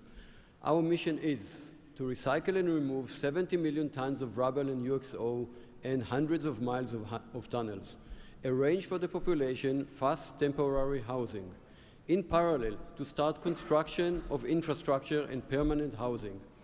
We have a detailed master plan for housing and infrastructure of modern schools and hospitals, manufacturing and agriculture, roads and trains, water and energy plants, logistic hubs, telecom, tech and data centers, sports and leisure facilities, seaport, and airport, and much more. We lined up many regional contractors who build housing for millions of people in the Middle East. They will join the massive redevelopment with competitive pricing. The funding is ready and will be invested in a free economy. The local population will build their own cities, which will create hundreds of thousands of jobs and will revive the economy. The Gaza coastline is 26 miles long. It can be developed as a new Mediterranean Riviera with 200 hotels and potential islands. The value goes to the Gazans through the Gaza Sovereign Fund. This plan is all subject to a full disarmament of Hamas. Thank you very much.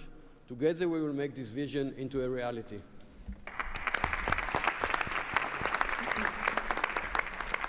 Thank you. Mr. Liren Tanmin.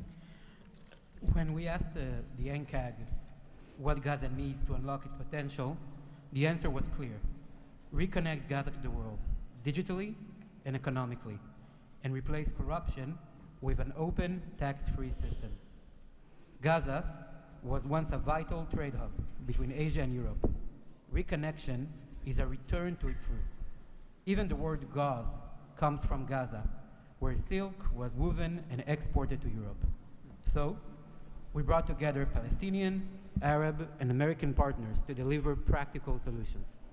By July, Gaza's 2G network will be upgraded with free, high-speed access to essential services. The NCAG is building a secure digital backbone, an open platform, enabling e-payments, financial services, e-learning, and healthcare with user control over data.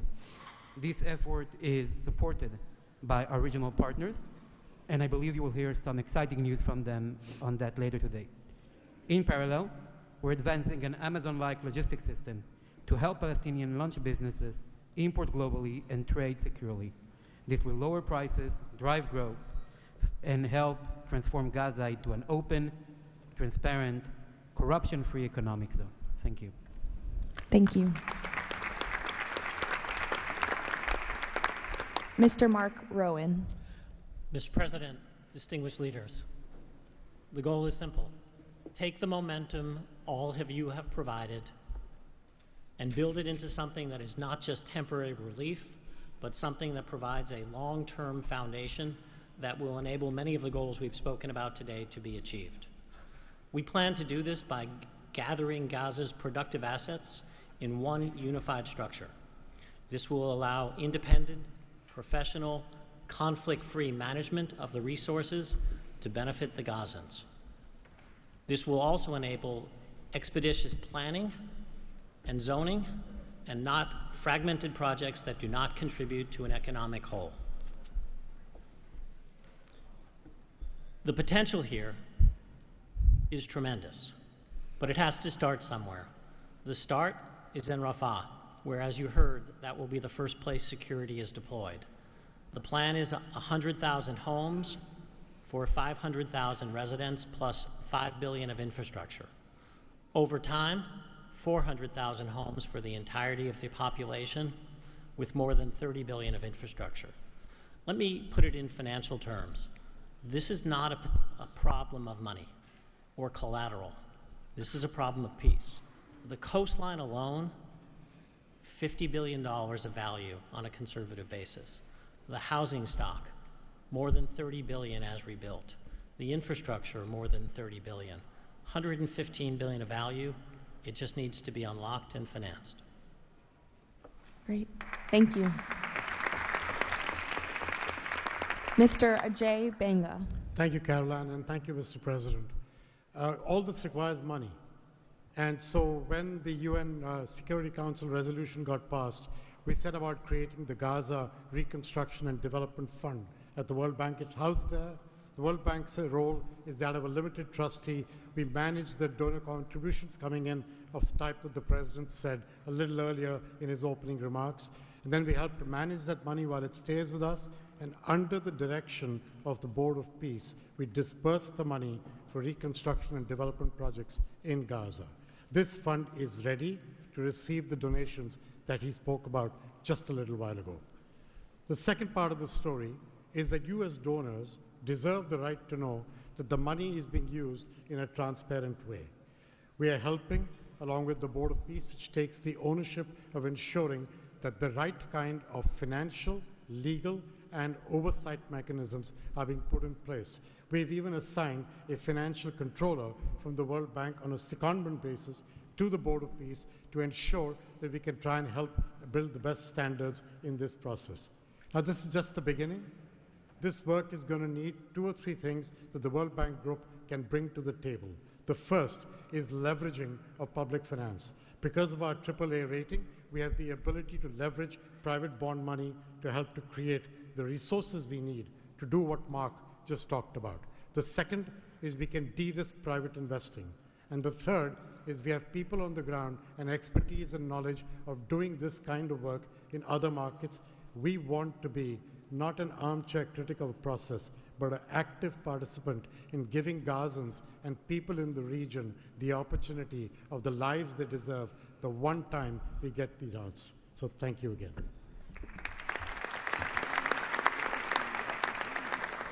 Thank you all for your tremendous work. Before we turn it over to many of the distinguished leaders who are here today, we are going to hear from Mr. Kushner to talk about the future of the Board of Peace.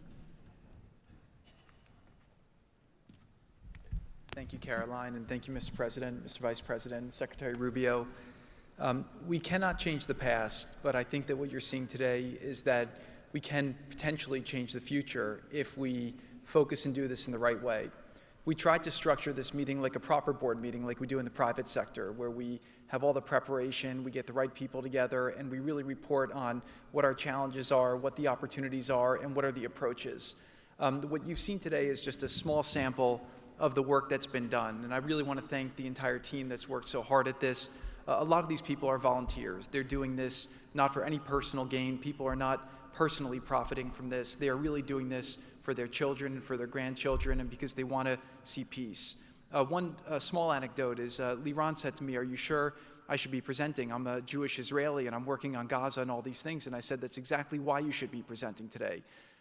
If Jews and Muslims work together, Israelis and Palestinians with Americans and English and Bulgarian and people from all around the world, then we can kind of join on a common goal, which is peace and togetherness, and that's really what we've done.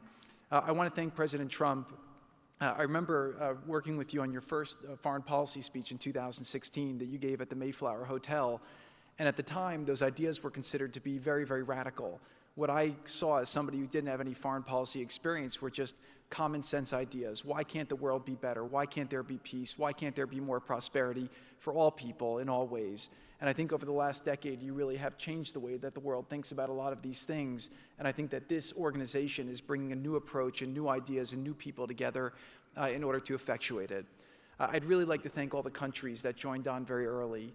I see this as a very self-selecting group of countries that really believe that the future can be different and wanted to join in partnership and put their reputations and their resources and their time and their ideas on the way to say, these are the challenges we're putting into that we're solving in our own countries. We want to come with new ideas because we've achieved success and we believe that the world can be better in that regard.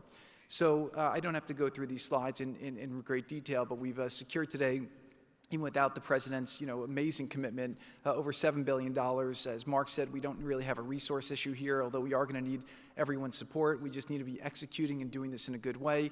We've dealt with the humanitarian issue. We've returned the hostages. But the one final thing I just want to talk about as well from our perspective is that the President Trump in his heart wanted to get the hostages home, but he also really wanted to help the people of Gaza. He saw the suffering that they were enduring, not through fault of their own, because of the bad leadership that they had, the situation they were born into.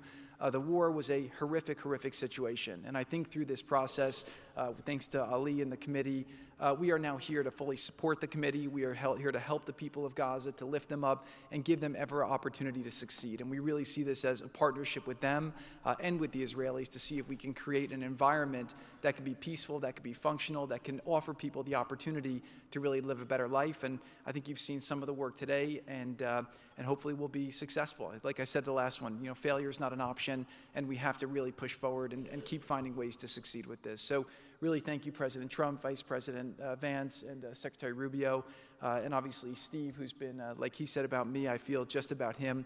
Working through all these challenges has been an absolute honor and a pleasure with you, and I've really been very lucky to have your partnership. So really thank you all, and I'll give back to Caroline. Thank you. Thank you, Jared.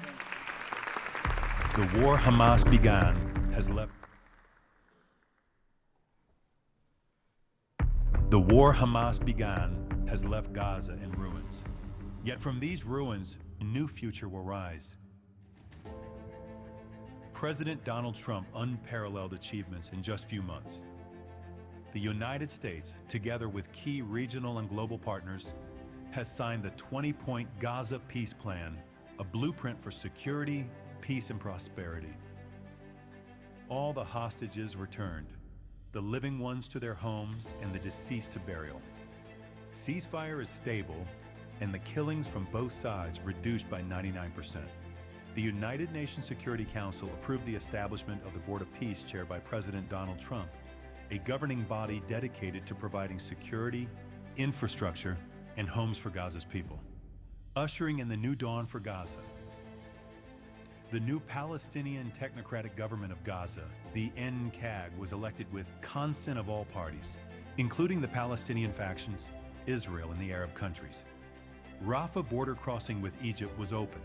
The NCAG will secure the disarmament of Gaza to ensure one authority, one law, and one weapon.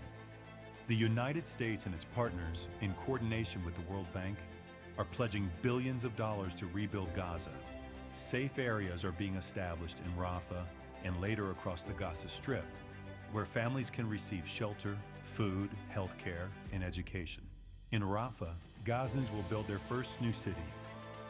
The NCAG, with the Board of Peace, will expand development across the entire Strip, employing hundreds of thousands in reconstruction and business activity. Transportation, water, and energy systems will be restored, and a modern economy will begin to emerge. Children will return to classrooms with a curriculum that promotes tolerance, dignity, and peace. Our goal by year 3, Rafah fully rebuilt, unemployment curbed, and Gaza connected to the world through an Abrahamic gateway, linking it with Egypt, Israel, Jordan, Saudi Arabia, the UAE, and extending to India and Europe. By year 10, Gaza will be self-governed, integrated into the region with thriving industries and housing for all. This is the framework for Gaza's rebirth: secure, prosperous, and peaceful.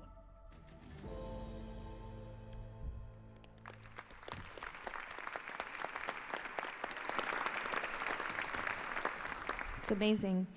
Now we will hear from our distinguished leaders who are here today, beginning with the King of the Kingdom of Bahrain. You're welcome. President Trump, distinguished members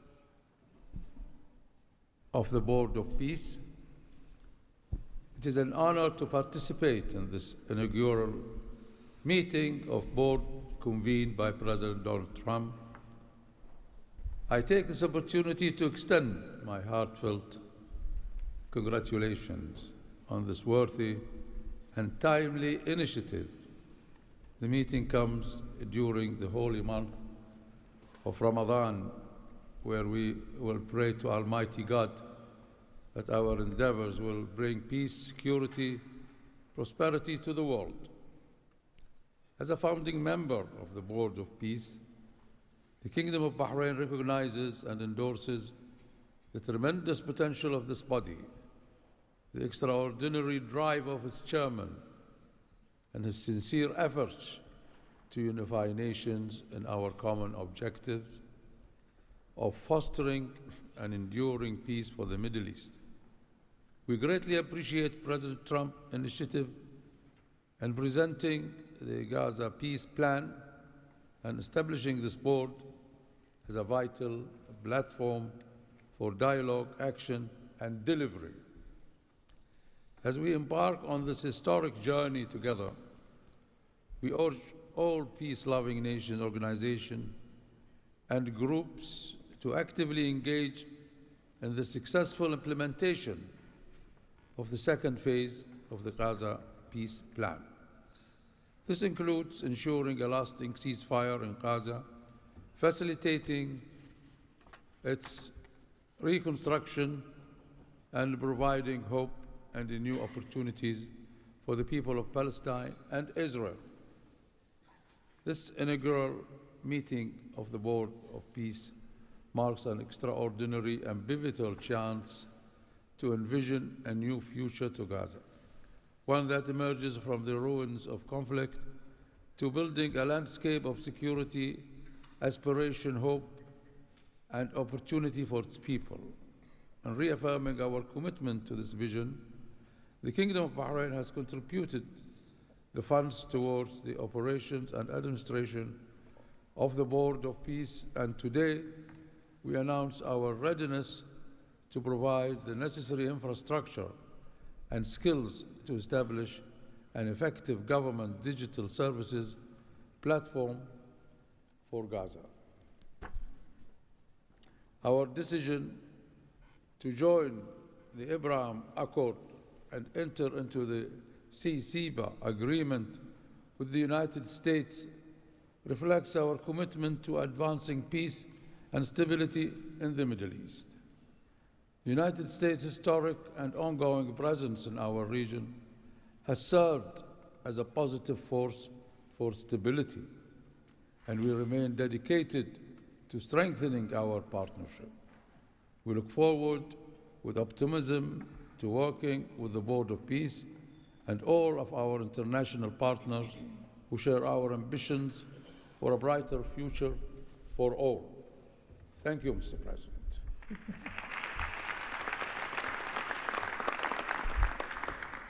Next, the President of the Republic of Kazakhstan. Dear Mr. President, ladies and gentlemen, our meeting here at the Donald Trump U.S. Institute of Peace comes at a moment when decisive and pragmatic actions matter most. In fact, it's about making durable peace through practical, target-oriented measures, but not through endless conferences with wishful resolutions. Mr. President, your clear vision and far-sighted approach to promoting global peace and stability has inspired my country to join the Board of Peace. The Board of Peace is widely expected to respond directly to new realities by reinforcing existing multilateral efforts. The world has never seen a move like this. It is absolutely unprecedented because, in essence, peace through construction is a very innovative concept or project, and it has every chance to become a reality by our joint efforts. Therefore, Mr. President, I acknowledge and accept your conviction that lasting peace must be built on concrete actions. As our first step, we are ready to contribute a significant amount of cash finance directly to the Board of Peace without any delay. Kazakhstan is also keen to be part of the restoration and construction process through international companies with strong credentials. The program, mostly funded by our government, may include the construction of infrastructure, housing, residential complexes, schools, hospitals, and other important civilian facilities, as well as the rubble clearance. We pledge to fully accomplish our financial commitment toward the board. As one of the world's major producers of wheat, Kazakhstan is ready to provide humanitarian assistance to enhance food security in Gaza and beyond. Kazakhstan plans to provide 500 scholarships to Palestinian students to pursue academic programs in our universities over a 5-year period. We can share our internationally recognized e-government expertise and other digital solutions. Kazakhstan is willing to support the ISF by deploying military units, including medical units, and sending our observers to the Civil Military Coordination Center. Sustainable development in the Middle East requires new ways to promote peace, cooperation, and trust across the region. That's why Kazakhstan has joined the Abraham Accords. This crucial move is fully aligned with the noble mission of the Board of Peace. Both of them may constitute a solid basis for joint efforts to promote peace and security in the Middle East and to foster economic, humanitarian cooperation in the region and even beyond. Given the global nature of the board's agenda, Kazakhstan is committed to providing practical support, including through hosting meetings at different levels and scales.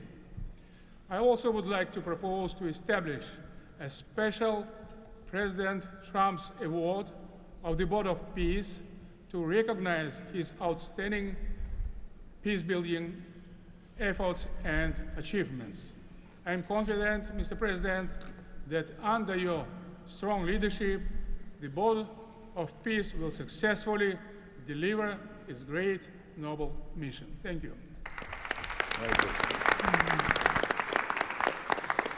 Next, the President of the Republic of Uzbekistan. Уважаемый господин президент Трамп, ваше превосходительство, позвольте выразить искреннюю признательность президенту Соединенных Штатов Америки Дональду Трампу за созыв инаугурационного заседания Совета. Несомненно, сегодняшний саммит – это результат политической воли и прагматизма президента Трампа. Узбекистан поддержал миротворческую инициативу о создании Совета мира и твердо заявил о намерении принять практическое участие в ее успешной реализации.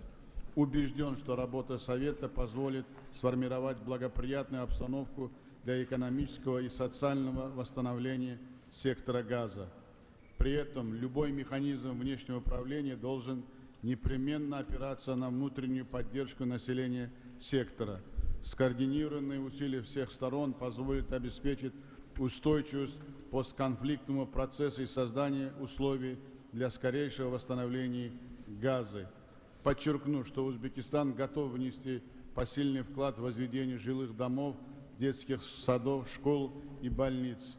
Уважаемые друзья, символично, что нынешний саммит проходит в Институте мира имени Дональда Трампа. Наша встреча является ярким проявлением международной солидарности, миротворчества и общего стремления к улучшению ситуации на Ближнем Востоке. Мы должны использовать эту историческую возможность для построения новой Газы с процветающей экономикой и достойным условием жизни для всего населения. Благодарю за внимание.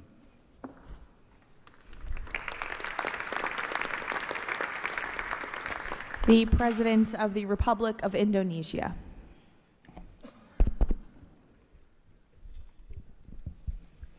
President Trump, distinguished delegates, Indonesia, from the first day that we studied President Trump's 20-point plan, we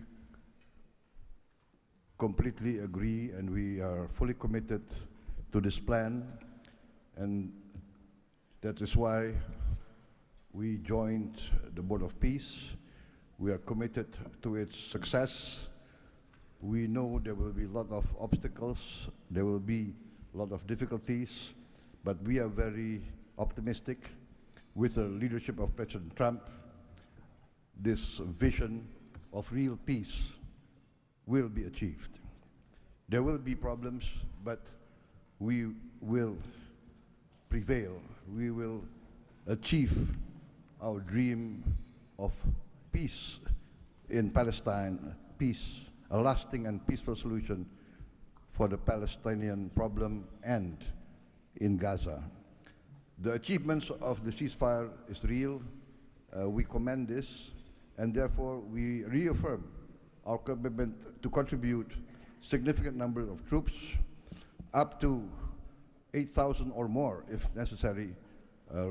We are prepared to contribute the troops to take part actively in the international stabilization force to make this peace work. Thank you very much.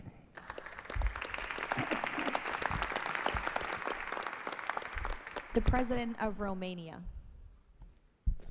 First of all, President Trump, thank you for convening this very important meeting, and thank you for your involvement and leadership for the peace plan in Gaza, a peace plan that has been comprehensive and stable, and also for your efforts and results in other parts of the world. I think everyone desires peace, stability, prosperity in Gaza, but the question is how to act for, and it's why this meeting and this format is important. What Romania can do, first, on the humanitarian situation, we can increase the number of flights in order to extract children with disease and to treat in the Romanian hospitals. We've done already, and we can do for 1,000 children and 4,000 family members. Secondly, we had a good expertise in emergency response systems like ambulance, fire systems, and we can help in order to rebuild that system, and we can donate some equipment. Third, we are already offering some scholarships for Palestinian students, and we can extend the program, and we can help also to rebuild, refurbish the schools in Gaza. And fourth, I think the most important, we had also some expertise. We can help to rebuild the institutions, like police, like justice, like public administration. We have done that in other parts of the world, so we have some expertise. We can contribute with experts, with trainers, and also it's important to say that we have traditionally good relation with Jewish people and with the Palestinian people, so it will help. So we can count on us. Thank you. The Prime Minister of the Republic of Albania. Thank you for inviting me to be part of this journey, Mr. President. The fully aligned bipartisan vote of support this initiative received in our parliament speaks for itself about how honored Albania is to be a founding member of this new organization. Many in Europe say the Board of Peace is meant to substitute the United Nations. It does not look to me like an attempt to replace the UN, but if it helps shake that agonizing giant and inshallah wake it up, then God bless the Board of Peace. Mr. President, we commend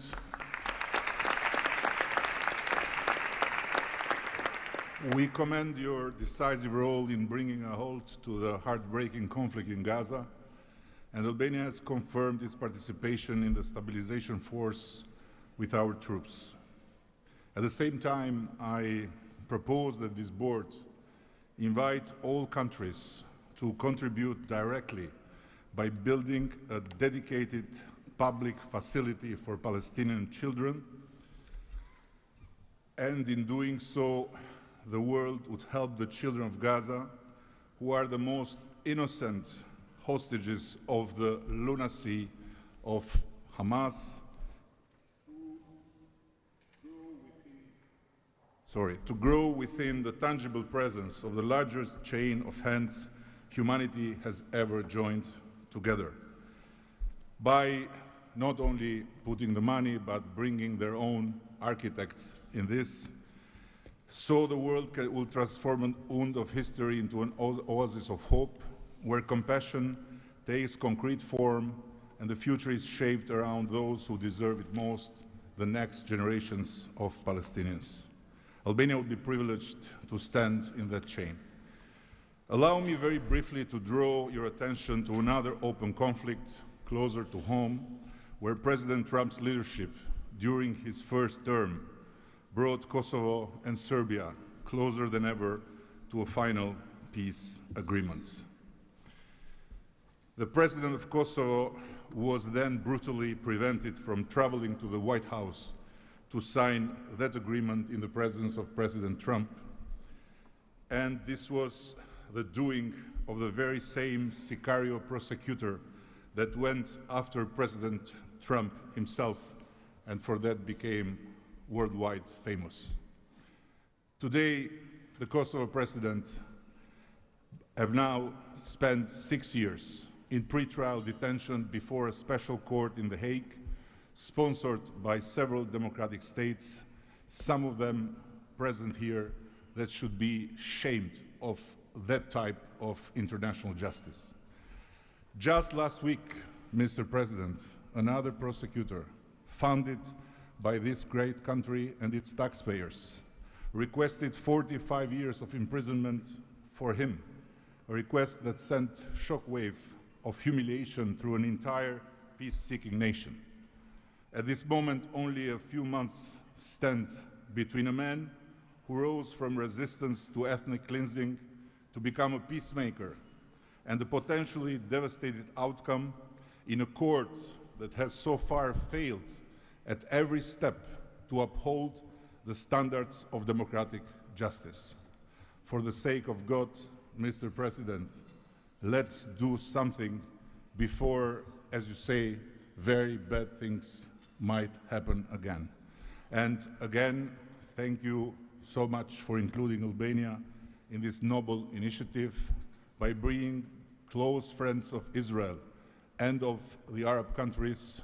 We very much hope to be an added value in your amazing vision.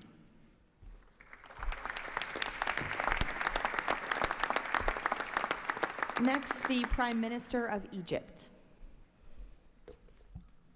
Your Excellency President Donald Trump, distinguished participants, I thank President Trump for convening this meeting. His Excellency's direct involvement and commitment to promoting peace in the region has been instrumental in achieving an end to the conflict in Gaza, which was previously considered unattainable. Egypt supports President Trump's vision to usher in a new era of peace and coexistence among the people of the region, in which the Palestinian people enjoy the rights to self-determination and statehood, in accordance to relevant international resolutions.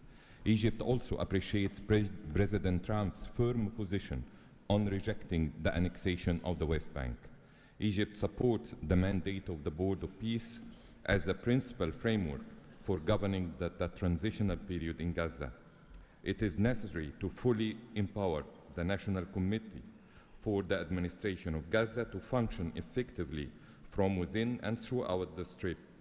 Also, preserving the institutional and geographical link between the West Bank and Gaza is vital for the Palestinian Authority to eventually resume its role in Gaza.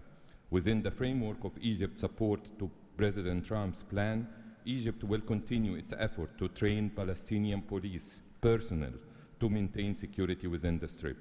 Egypt values President Trump's position rejecting the deportation of the Palestinian people from Gaza as reflected in the 20 points plan, and stresses the importance of initiating early recovery projects in the whole of the Strip in a manner that preserves its geographic unity.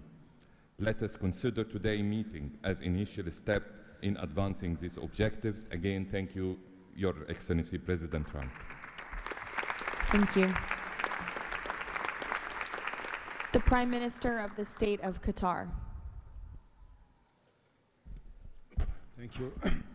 Mr. President, distinguished members of the Board of Peace, thank you for convening this meeting under the banner of peace. Qatar reaffirms its commitment to the Board of Peace as it was committed to the very first day of the mediation efforts.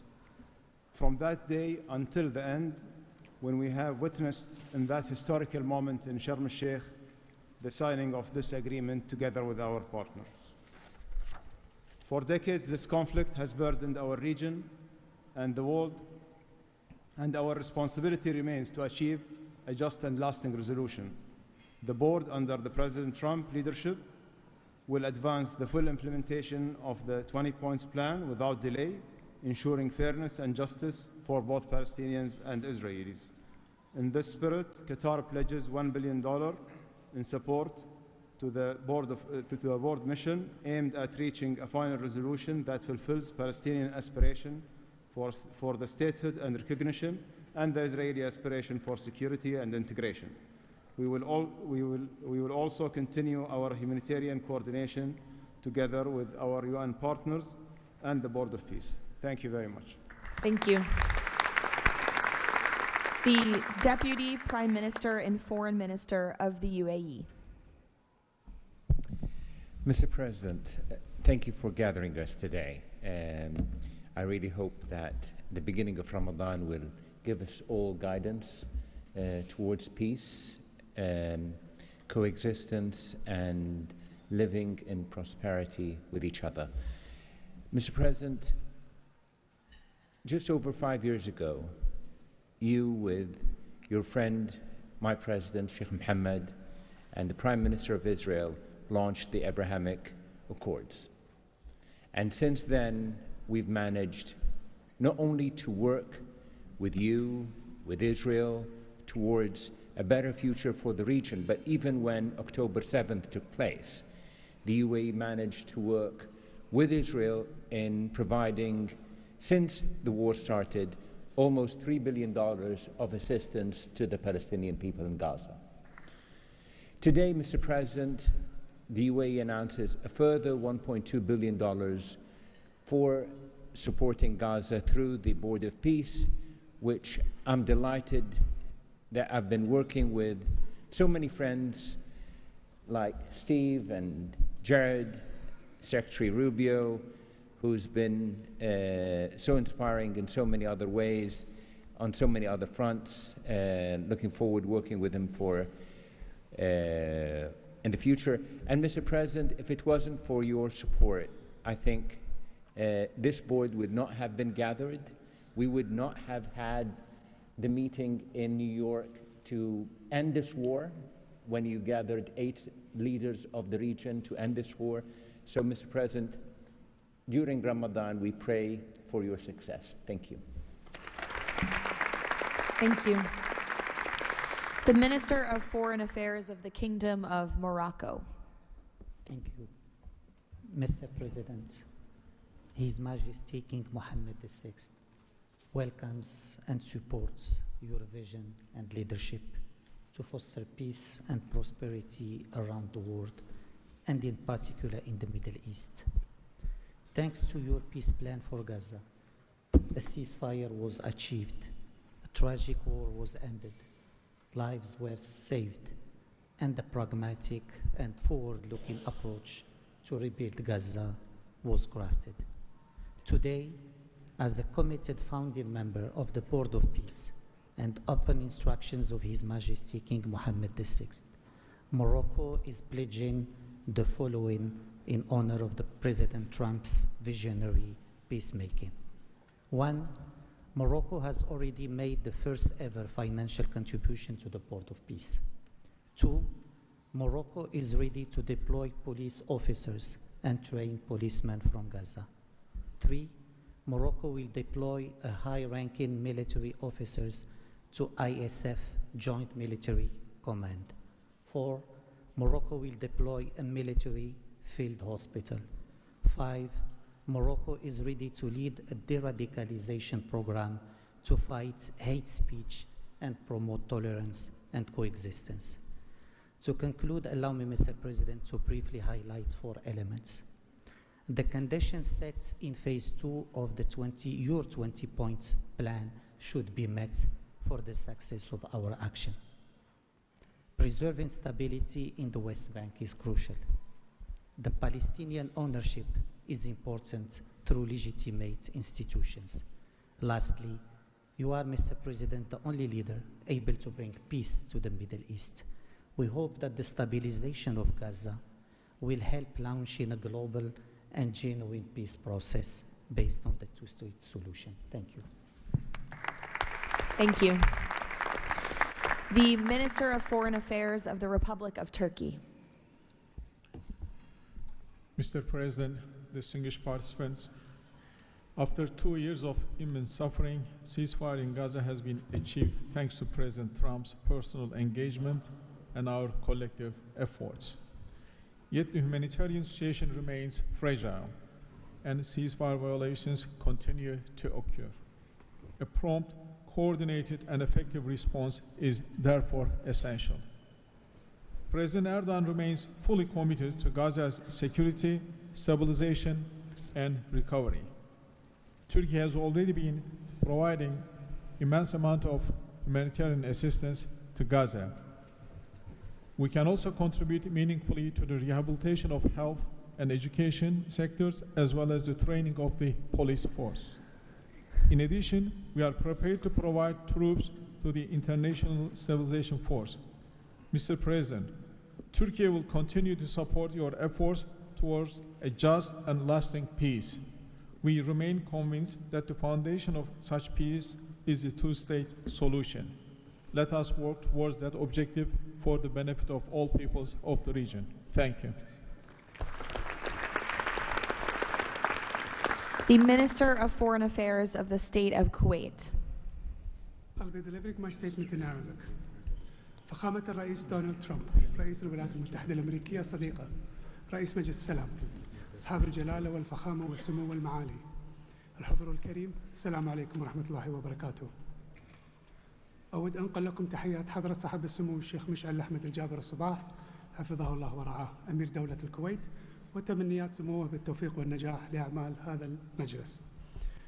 كما نتقدم بخالص الشكر لفخامة الرئيس دونالد ترامب على جهودها المقدرة والرامية إلى المساهمة في التوصل إلى إنهاء حالة الصراع، بما يؤول نحو إقامة الدولة الفلسطينية المستقلة على حدود 4 من يونيو لعام 1967 وعاصمتها القدس الشرقية، وفقا لقرارات الشرعية الدولية بما فيها القرار 2803 ومبادرة السلام العربية. إننا نجدد دعم دولة الكويت المبدئي والثابت والتاريخي للشعب الفلسطيني الشقيق وقضيته العادلة، ولطالما كانت القضية الفلسطينية ودعمها تشكل أحد ركائز السياسة الخارجية الكويتية، الأمر الذي يحتم علينا دعم كافة الجهود والمبادرات الرامية إلى إحلال السلام، بما فيها خطة فخامة الرئيس الأمريكي دونالد ترامب ذات النقاط 20، معربين عن أملنا باستمرار نجاح هذا المسار، والذي يظل مرهونا بتكاتف وتضامن المجتمع الدولي. ختاما، مالية بقيمة $1,000,000,000 أمريكي على مدى السنوات القادمة، دعما لجهود مجلس السلام وتأكيدا على التزام دولة الكويت الثابت بدعم كل مسعى يهدف إلى رفع المعاناة عن الشعب الفلسطيني الشقيق وتحقيق الأمن والاستقرار في غزة. والسلام عليكم ورحمة الله وبركاته. Thank you. The Minister of State for Foreign Affairs of the Kingdom of Saudi Arabia. Thank you, Mr. President, distinguished members of the board, distinguished guests. It is a pleasure to be here with you as we embark on a journey towards establishing a lasting and just peace in the Middle East, a peace that results in two states, Israel and Palestine, living side by side in peace and security, a peace that results in transforming our region from death and destruction to hope and prosperity by integrating the region, bringing together its resources and unleashing its potential. The Kingdom of Saudi Arabia, Mr. President, has been seeking peace and justice in the Middle East since for a very long time. In 1981, King Fahd offered the 8-point plan, which was adopted by the Arab world at the summit in Fez, that essentially established or reconfirmed the notion of land for peace. In 2002, Saudi Arabia, the late King Abdullah, launched the Arab Peace Initiative, which was adopted by the Arab world unanimously, as well as by the Islamic world. Today, the custodian of the two holy mosques, King Salman bin Abdulaziz, and His Royal Highness Crown Prince Prime Minister Mohammed bin Salman are working towards realizing a vision for peace and prosperity and security and integration in our region. So, Mr. President, we look forward to working with the Board of Peace to establish this noble objective, and I'm pleased to announce that King Mr. Adbeba will pledge $1 billion over the next few years in order to achieve this objective, to work towards alleviating the suffering of our Palestinian brothers and bring them the peace that they and the whole region so desperately desires. So thank you very much and good luck to all of us. Wassalamu alaikum wa rahmatullah. I know there were a few more leaders who wanted to quickly share a few words, so we will go to the President of the Argentine Republic, Milei. Señor Presidente, distinguidos miembros del Board of Peace, la nueva Argentina ha adoptado una posición clara en política exterior. Defendemos de forma inclaudicable el derecho a la vida, la libertad y la propiedad y sus instituciones derivadas, la igualdad ante la ley, la libertad de expresión y el libre comercio. La defensa de esos derechos no es negociable, es un prerequisito para la paz. Pero no todos los actores internacionales juegan con las mismas reglas. Hay quienes rechazan esos derechos, los pisotean y se benefician de lo que los demás respeten. Frente a ellos, la buena voluntad no alcanza. Necesitamos instituciones con voluntad y capacidad de hacer valer las reglas. La paz duradera no se construye sobre consensos que ceden en lo fundamental. Se construye sobre la determinación de defenderlo, si vis pacem para bellum. La Argentina participa de este Consejo con la convicción de que la paz exige decisión política y una arquitectura institucional capaz de sostener soluciones reales en el tiempo. El presidente Trump ha predicado con el ejemplo, mediando el acuerdo de paz en Gaza, acuerdo que luego ratificó la resolución 2803 del Consejo de Seguridad de las Naciones Unidas. El Consejo de la Paz nace como expresión de ese liderazgo, con el mandato de ejecutar un plan de pacificación y reconstrucción y los mecanismos para hacerlo, entre ellos una fuerza internacional de estabilización. En esta etapa inicial, Argentina está lista para contribuir. Ponemos a disposición la colaboración de nuestros cascos blancos. Nuestra trayectoria en operaciones de paz es un capital probado que ponemos al servicio de la fuerza de estabilización. Creemos en una diplomacia que asume riesgos para alcanzar la paz. Creemos en el liderazgo que enfrenta desafíos complejos con determinación, como el del presidente Trump. Y creemos que la única paz que vale la pena construir es la que descansa sobre los derechos innegociables del hombre. El Consejo de la Paz ofrece un marco para avanzar en esa dirección. La Argentina lo respalda. Muchas gracias. Thank you. The Prime Minister of Hungary, Mr. Orbán. Dear Mr. President, Excellencies, dear colleagues, first of all, let me express the appreciation of the Hungarian people to President Trump for his tireless peace efforts all around the world. Hungary is the only country to be represented here on the highest level among the founding members from the European Union. I represent a country which has been living in the neighborhood of a brutal war for the last 4 years. We all know this war would not have broken out if President Trump had been in office at that time. However, President Trump's return to office offers a great chance to multiply the peace efforts not only in Gaza, but in Ukraine as well. We in Europe understand clearly that the security situation in the Middle East, and especially in Gaza, has a significant impact on the security of Europe. Therefore, our participation in the Board of Peace is not only based on principle, but also on our own security interest. Let me also share with you that there is serious talks going on in Europe about the Board of Peace and its future role. We understand that during the recent decades, international organizations have failed to fulfill their role to preserve peace and stability worldwide. Therefore, new initiatives are needed to bring forward the issue of peace globally. We are sure that President Trump's initiative to establish the Board of Peace is such a step to the right direction. President, we are proud to be among the founding members, and we are happy to be in such a great company. Thank you very much. Thank you. President Peña of Paraguay, who tapped my shoulder and wants to say a few words. Yes, thank you, Caroline. Thank you, President Trump. Thank you for bringing hope again, President Trump. I think that of the many things that you have achieved in the last 12 months as President of the U.S., I think the greatest thing, and I'm probably the youngest head of state here, is hope, President. We have lost hope about solving problems for many, many decades. A system that was broken, a system that was not able to bring solutions. Now we're seeing that thanks from your leadership, we are solving the issues. I come from a country that 160 years ago faced extinction. We went to a war against our neighbor and we lost 60% of our territory and 90% of the male population. So we know on our own flesh the hardship and all the difficulties of war. That's why Paraguay is so proud to be a founding member of the Board of Peace, and we're here to collaborate. Maybe we are not going to be the country that's going to bring the more money or the more security forces, but I think that there is a lot that all of the countries can bring to the table to solve these issues. Paraguay, together with a handful of countries, have been supporting Israel, and we will continue to do so. But we come here with an open heart to work for peace. And today is Gaza, tomorrow will be another conflict area in the world, but we need to solve each of all these conflicts, and I really appreciate the leadership that you have taken, President. Paraguay stands ready to collaborate next to you. We're gonna continue to support the US initiative.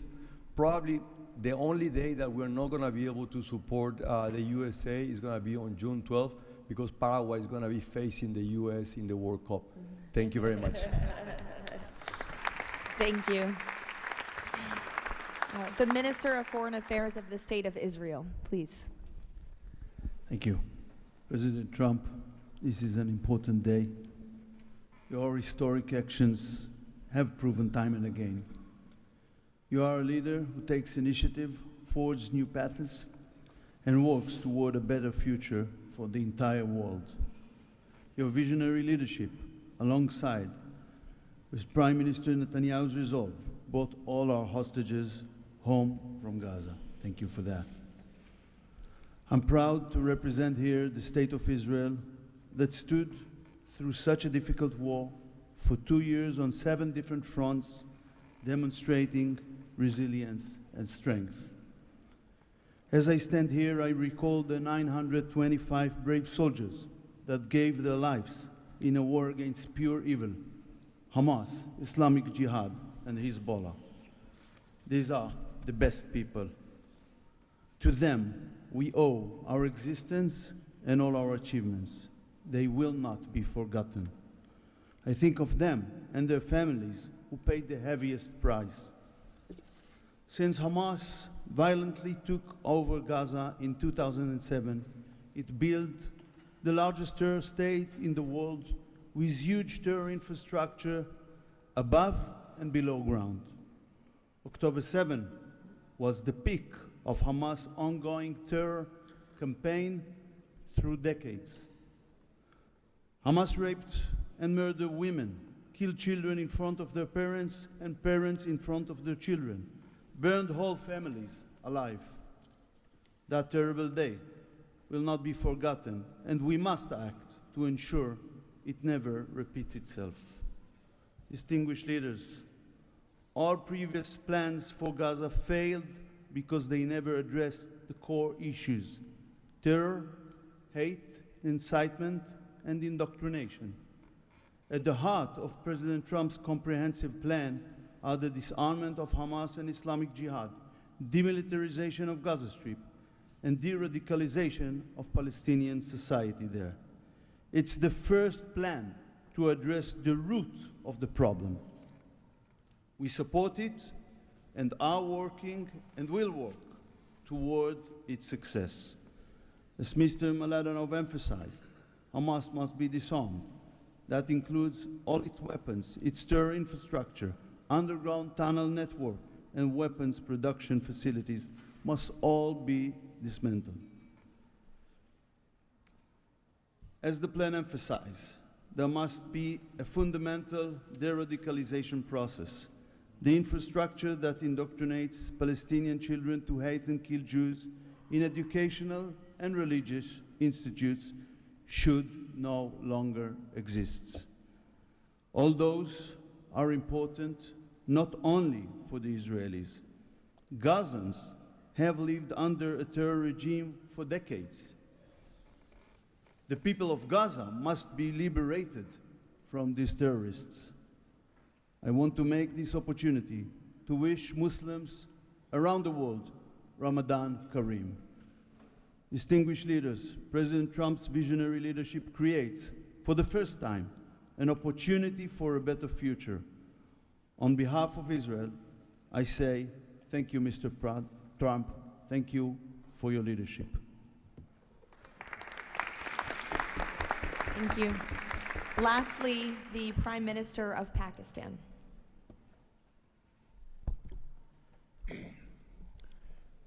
Bismillah ar-Rahman ar-Rahim. Your Excellency, President Donald J. Trump, members of the Board of Peace, distinguished guests, ladies and gentlemen, Assalamu alaikum and a very good morning. It's a great honor, Mr. President, to attend this inaugural Board of Peace meeting in this holy month of Ramadan, and may God reward you and make you successful in your efforts to bring lasting peace in Gaza. Mr. President, we deeply appreciate your unique initiative and your dynamic leadership in advancing peaceful solutions to conflicts across the globe. Your bold diplomacy has surely brought calm to many international serious hotspots. Your timely and very effective intervention to achieve ceasefire between India and Pakistan potentially averted loss of tens of millions of people. You have truly proved to be a man of peace. And let me say, Mr. President, you are truly savior of South Asia. The people of Palestine have long endured illegal occupation and immense suffering. And to achieve long-lasting peace, it is very important that ceasefire violation must end to preserve lives and advance reconstruction efforts. The people of Palestine must exercise full control of their land and their future in line with UN Security Council resolutions. Mr. President, we must work together towards a credible pathway to Palestinian self-determination through the establishment of an independent, sovereign, and contiguous state of Palestine in line with the relevant resolutions. Mr. President, we hope that under your visionary and dynamic leadership, we will ensure a just and lasting resolution to the issue of Palestine. And today is a day which will mark a place in the annals of history that through your efforts, through your untiring support and great efforts, long-lasting peace in Gaza will be achieved, will be your legacy for all time to come. Thank you.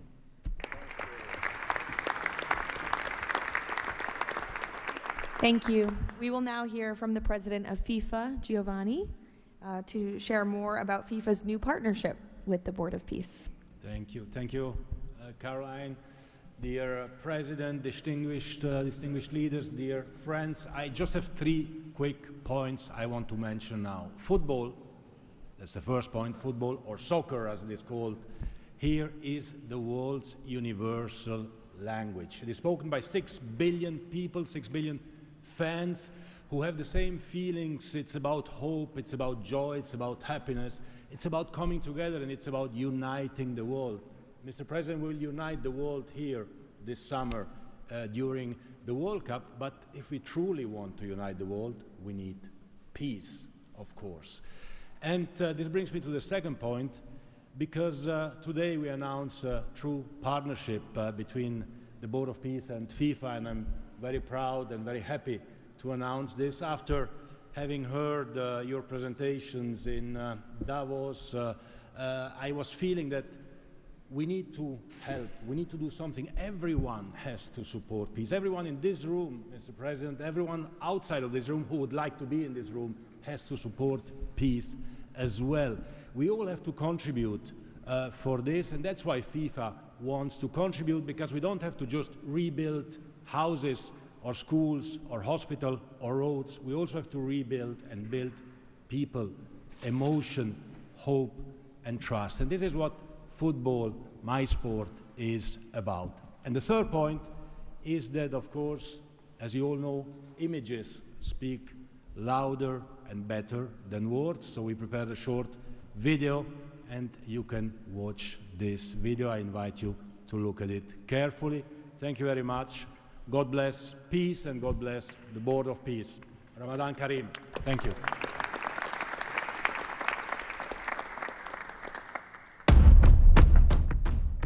In a world where conflict has silenced playgrounds and broken routines, there is one language that still unites hearts: football.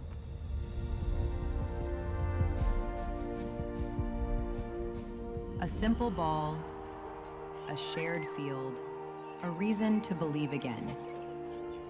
Today, FIFA and the Board of Peace come together to turn football into a bridge toward peace, dignity, and hope.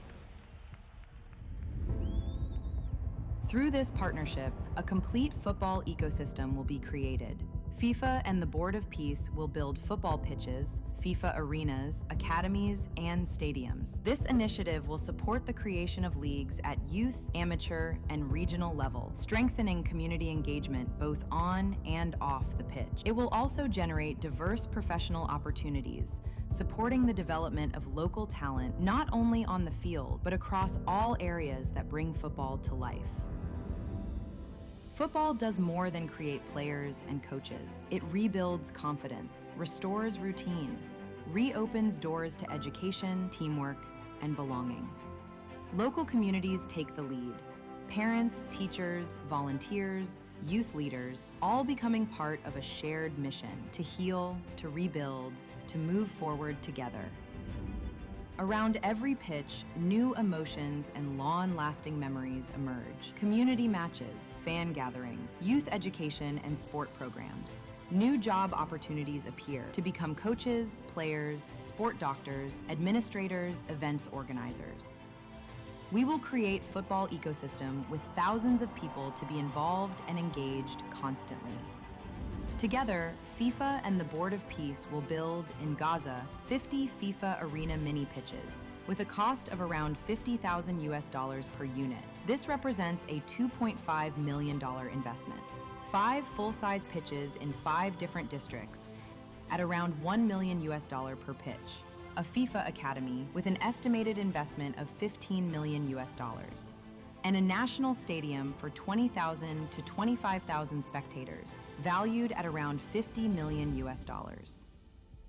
These investments will create a complete football ecosystem designed to support communities and future generations. FIFA and the Board of Peace, united for football, committed to peace.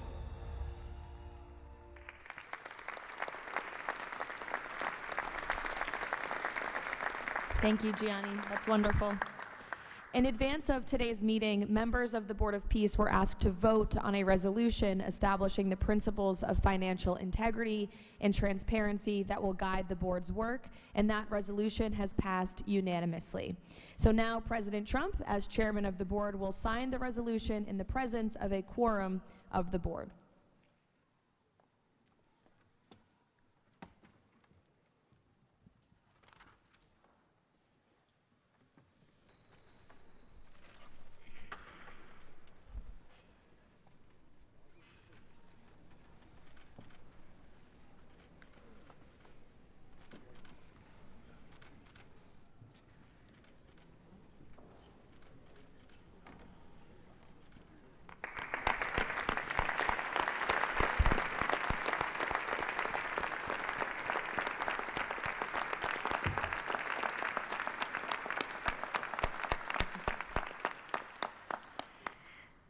Now, while this is not a fundraiser, the Board of Peace has already inspired remarkable support from so many on this stage.